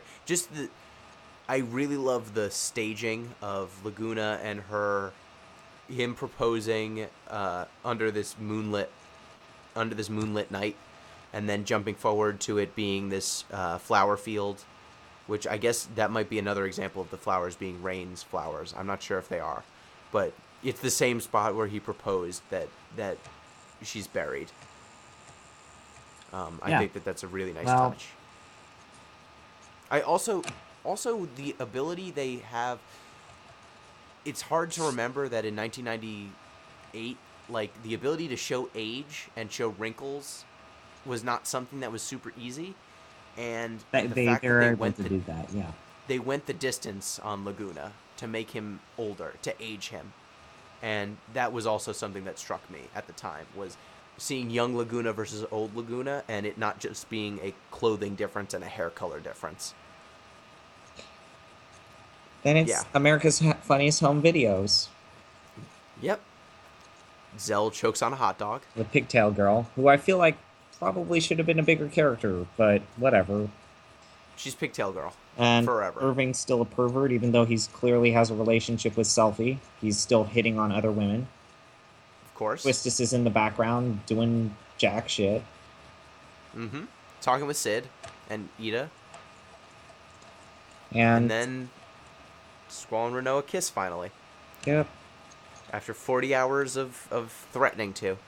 They finally kiss. And then... And so... the game ends. Except not really. There's another scene in which you have Renault and Squall just ominously looking into space, and they're happy. And then they actually kiss. Then they actually kiss. And the airship, I guess, or the school flies up towards the moon. And then the game says the end. It says the end. And then I didn't know if the game was actually over, so I looked at a black screen for like 5 minutes thinking, I know. Is there more to this, or is this it? Well, then Omega Weapon shows up, because that's where you sent him. Yep. And he's super pissed, and you have to fight him. No, we You don't actually kill him, you just delay it to the end of the game. That would be pretty cool. Yeah. So I finally finished the game. So what do you think? We've just summarized your entire experience. I would say... What is your big takeaway? I would say my big takeaway is there's a reason why I didn't play these games when I was younger, because I think that my tolerance level is nowhere near as high as yours, or my passion for that. I had to have played this now, otherwise I would have never have played it in the first place. But I'm glad I did it, because this is an entire style of game design that I never exposed myself to. This is a new philosophy of game design. This is a means of telling a story. And there are certainly interesting ideas in Final Fantasy VIII that I find really interesting and compelling. And the amount of time and craft, I can't even wrap my mind around the idea that for a lot of these people, they spent years upon years, and I can only imagine the stress they were under to like follow up from Final Fantasy VII, which is widely regarded as being a high point in the Final Fantasy franchise. They had to follow that up. And they did their darndest to do something different. And that's what I feel like they deserve the most credit for, is how different the game is. Now, admittedly, I can't describe what those differences are, but I get and appreciate the fact that if I tried to play another Final Fantasy game, I wouldn't be able to play 8. I would not be able to play a game that's like 8. Yes. There's no game that, to my knowledge, has taken the junction system. Like, there are games that have been inspired by Grandia Combat. There have been games that have been inspired by the Final Fantasy job system, that have been inspired by even some of the elements of like Final Fantasy VI combat. Like, a lot of systems have been inspired by FF systems, but none of them were the junction system. Nothing plays like 8. Nothing lets you turn off random battles halfway into Disc 1. That was pretty awesome. Turn them off. Encounter unknown. Yep, encountered it. Turn it off. They let you turn off a major feature. Like, most games, like, think about how much confidence you have to have in your story to say that we're going to take this filler thing that extends our playtime and extends how people interact with our game, and we're just going to let them toggle it. Like, imagine if Destiny just said, yeah, we're going to let people turn off random battles and they'll just still get rewards. That game just doesn't even work. Like, some entire games genres fall apart if you take combat away. Yeah. And then you have games like Mass Effect that they have casual modes, and their casual modes still involve combat. They just make combat easier. Even those games, when they make casual modes, don't have the confidence to say no combat. They have the confidence to say less combat or easier combat, but never none. And so that's an achievement, I think. Like, the sheer variety of things that 8 lets you do. Like, you can eat enemies in 8. Yes, you can. You can. You can eat dudes.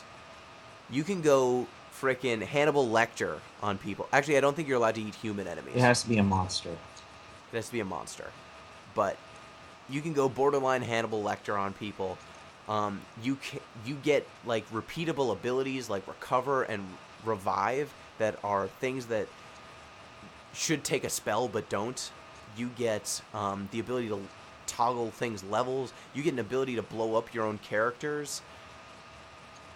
Ifrit has an ability to turn all of your characters berserk and also cast Protect on them. Yep. Like, that's a super unique ability that is just available to you. Yep. Like, there are playstyles in FF8 that are really hard to unlock, and it leads to a lot of challenge builds and a lot of weird ways to replay that game. Like, I've been able to replay it so many times because you can play that game a different way every single time, because every character has so much variety to their playstyles. Like, you can... I've done runs where I've tried to make it so my junctions are spread out across all 6 characters, so all 6 of them have a personality and they're all viable. You could also alternatively just stack all of those GFs onto 3 characters and just make 3 characters viable. You could try to use Absorb or Devour or something. FF8 is one of the only games where you can literally max out every character, because there are certain enemies that you can eat, and when you eat them, they will give you stat bonuses. Yeah. That's a way you level. You could level by eating dudes. And there's alternate ways in which you can make yourself powerful. If you don't like the combat, play Triple Triad. It's there for a reason. And you can turn enemies into Triple Triad cards. Yes.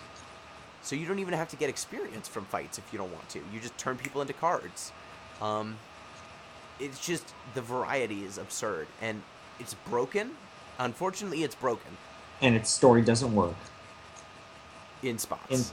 In more than spots. Lots of spots. Lots of spots. Like I said, when it works, it's a solid 40% of the game. It works narratively, it works thematically, it works mechanically. It works. 60% of the time, there's usually one part where it's not quite there. Yep, and it's just so damn ambitious. Like, I'm playing Tomb Raider right now for another podcast episode, and when you think, like, as I'm playing it, there is nothing as ambitious as going to space.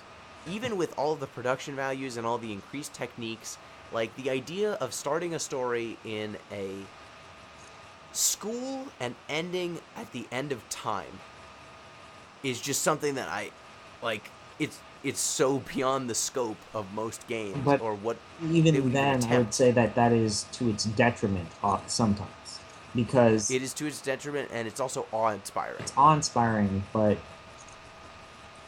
something that I've been kind of thinking about is if Final Fantasy had done all of the corrections, if it had been a more cohesive story, if it had committed to maybe 1 or 2 genres at most, would I have remembered it as much as Final Fantasy VIII in its current state? And I don't know. I want to say yes. That's the thing. It's a beautiful wreck. It is the definition of a train wreck. But it is, in the immortal words of Sean Mullins, it is a beautiful wreck. It is just excess, and every kind of excess. You can tell the reckoning that is coming with the spirits within from what they were doing in Yeah, you're right. Oh, God, and spirits within. You can see that they don't really understand why people like their games. They don't understand how to tell a story, either. They don't understand that the cutscenes are a nice to have, not a must. They don't understand that, like, these characters aren't that likable. People are liking them because they're experiencing them for 40 hours, not because they are super well written. They are becoming... You have almost Stockholm Syndrome with the characters more than you have actual affection for them. Yeah. And so they don't really understand what their strengths are. They don't understand that, like, how much the soundtrack and the aesthetics, like the diversity of places and the exploration really ties into everything. And they still don't seem to understand it. Like, 13 was a critical success because it seems like if you make a competent game, you can't get lower than a 7 on most game sites if it works and it's AAA quality in terms of production values and combat and all that stuff. Like, you're not going to get a bad score, but it just didn't those games didn't capture what people loved about 1 through 9 or 1 through 10 in some cases. Some people like 12 too. I'm not a huge 12 guy, but yeah, it's a beautiful wreck. Every time I play it, I roll my eyes so many times, but it's at the point where maybe it's like a Rocky Horror Picture Show thing where it's so bad that I just look past the badness for the most part. And I do roll my eyes. I will readily admit that there are untold storytelling flaws with FF8. But if it didn't have those flaws, would you have remembered the game? No, as terrible as it is for Squall the character, I love when he told Quistis, go talk to a wall. Yeah. I love when they are at Galbadia Garden and they're talking about Cypher being executed, and everyone is having their flashbacks about Cypher and their relationships with him, and Squall saying, I don't want people to think about me in the past tense, and he screams it at the top of his lungs. It's like, that's amazing. Yeah. Oh, also, we didn't even mention Renoan and Cypher dated. Yeah. So there's another connection. Like, I had an ill-conceived plan to read the Squall is Dead blog. That happened at some point. Yeah, that's not very good. That wasn't a good idea, but it was hilarious. Yeah, it turns out conspiracy theorists will twist whatever they can to make things conform to their worldview. Weird. Yeah. I don't know, man. It's a weird game. It's a bad game, but it's a great game. Yes, it is. It's a bad game. It's the best game. It's the worst game. It's an awesome. It is awesome. It is awesome in all definitions of that word. And for all the problems and all the weird story quirks, if you have the ability to play this game, I would say give it a shot. Legitimately give it a shot. And use a guide. Good lord, man. Don't try and play that game by yourself for the first time. Just don't. It's not fun. It's not worth it. Use a guide. Oddly enough, the Bradley Games guide is actually excellent for FF8. Really? For FF9, it's terrible. And you, my friend, should play FF9 now. That's the next thing on your journey. You should get a PSP, refurbished PSP, and then play FF9. It's so good. Get a significant other, if you have one. If you don't, or a friend, and then you should play FF9 co-op mode. There's a co-op mode. There's a couch co-op mode. What? Yeah. So that's like watching that one Charlie's Angels movie where they're playing multiplayer Final Fantasy VII? That's actually Final Fantasy VIII. Okay. That is them, that is in the training grounds in the garden. If you go back, you'll recognize it now. But in FF9, there are 8 playable characters, and you can split those characters amongst 2 players sitting on the couch. And so you control these characters, and I control the other ones. That sounds terrible. It is an option. It's more co-op than any other JRPG I've ever seen. Damn it. I didn't want to play another Final Fantasy game because I found it very humorous if my idea and perception of the Final Fantasy franchise was just 8. It is pretty good. But I think, I think 9 is the best that series has ever been. 6 is also very good, and I would recommend that as well. I'm not a huge 7 guy. I like 10. Don't like 12. I love 5. Don't like 4. Don't like 3. Don't like 2. 1 is kind of cool in a historical way. War It's Machine. not that good. Yep, and you should probably play Chrono Cross at some point if you want your mind melted. Chrono Or Cross. Chrono Trigger. And then I have to play Chrono Trigger. Chrono Trigger is the good one. Chrono Cross is the crazy one. Oh God. Chrono Cross has like 30 characters. Oh God. 30. Oh Or God. more. One of them's a dragon.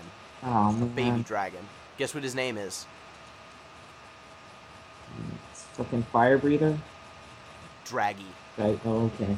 Newt. Draggy the dragon. Oh, God. There's an alien. You get an alien. There's a voodoo doll who you can have in your party. No. There's a kung fu woman. Oh God. There's a skeleton clown who can join your party. There's a wrestler exorcist No. named Greco. There's so many weird characters in that game. There's a mushroom man named Fungi. No. Yeah, Oh. you should play. You should play Chrono Cross. Oh.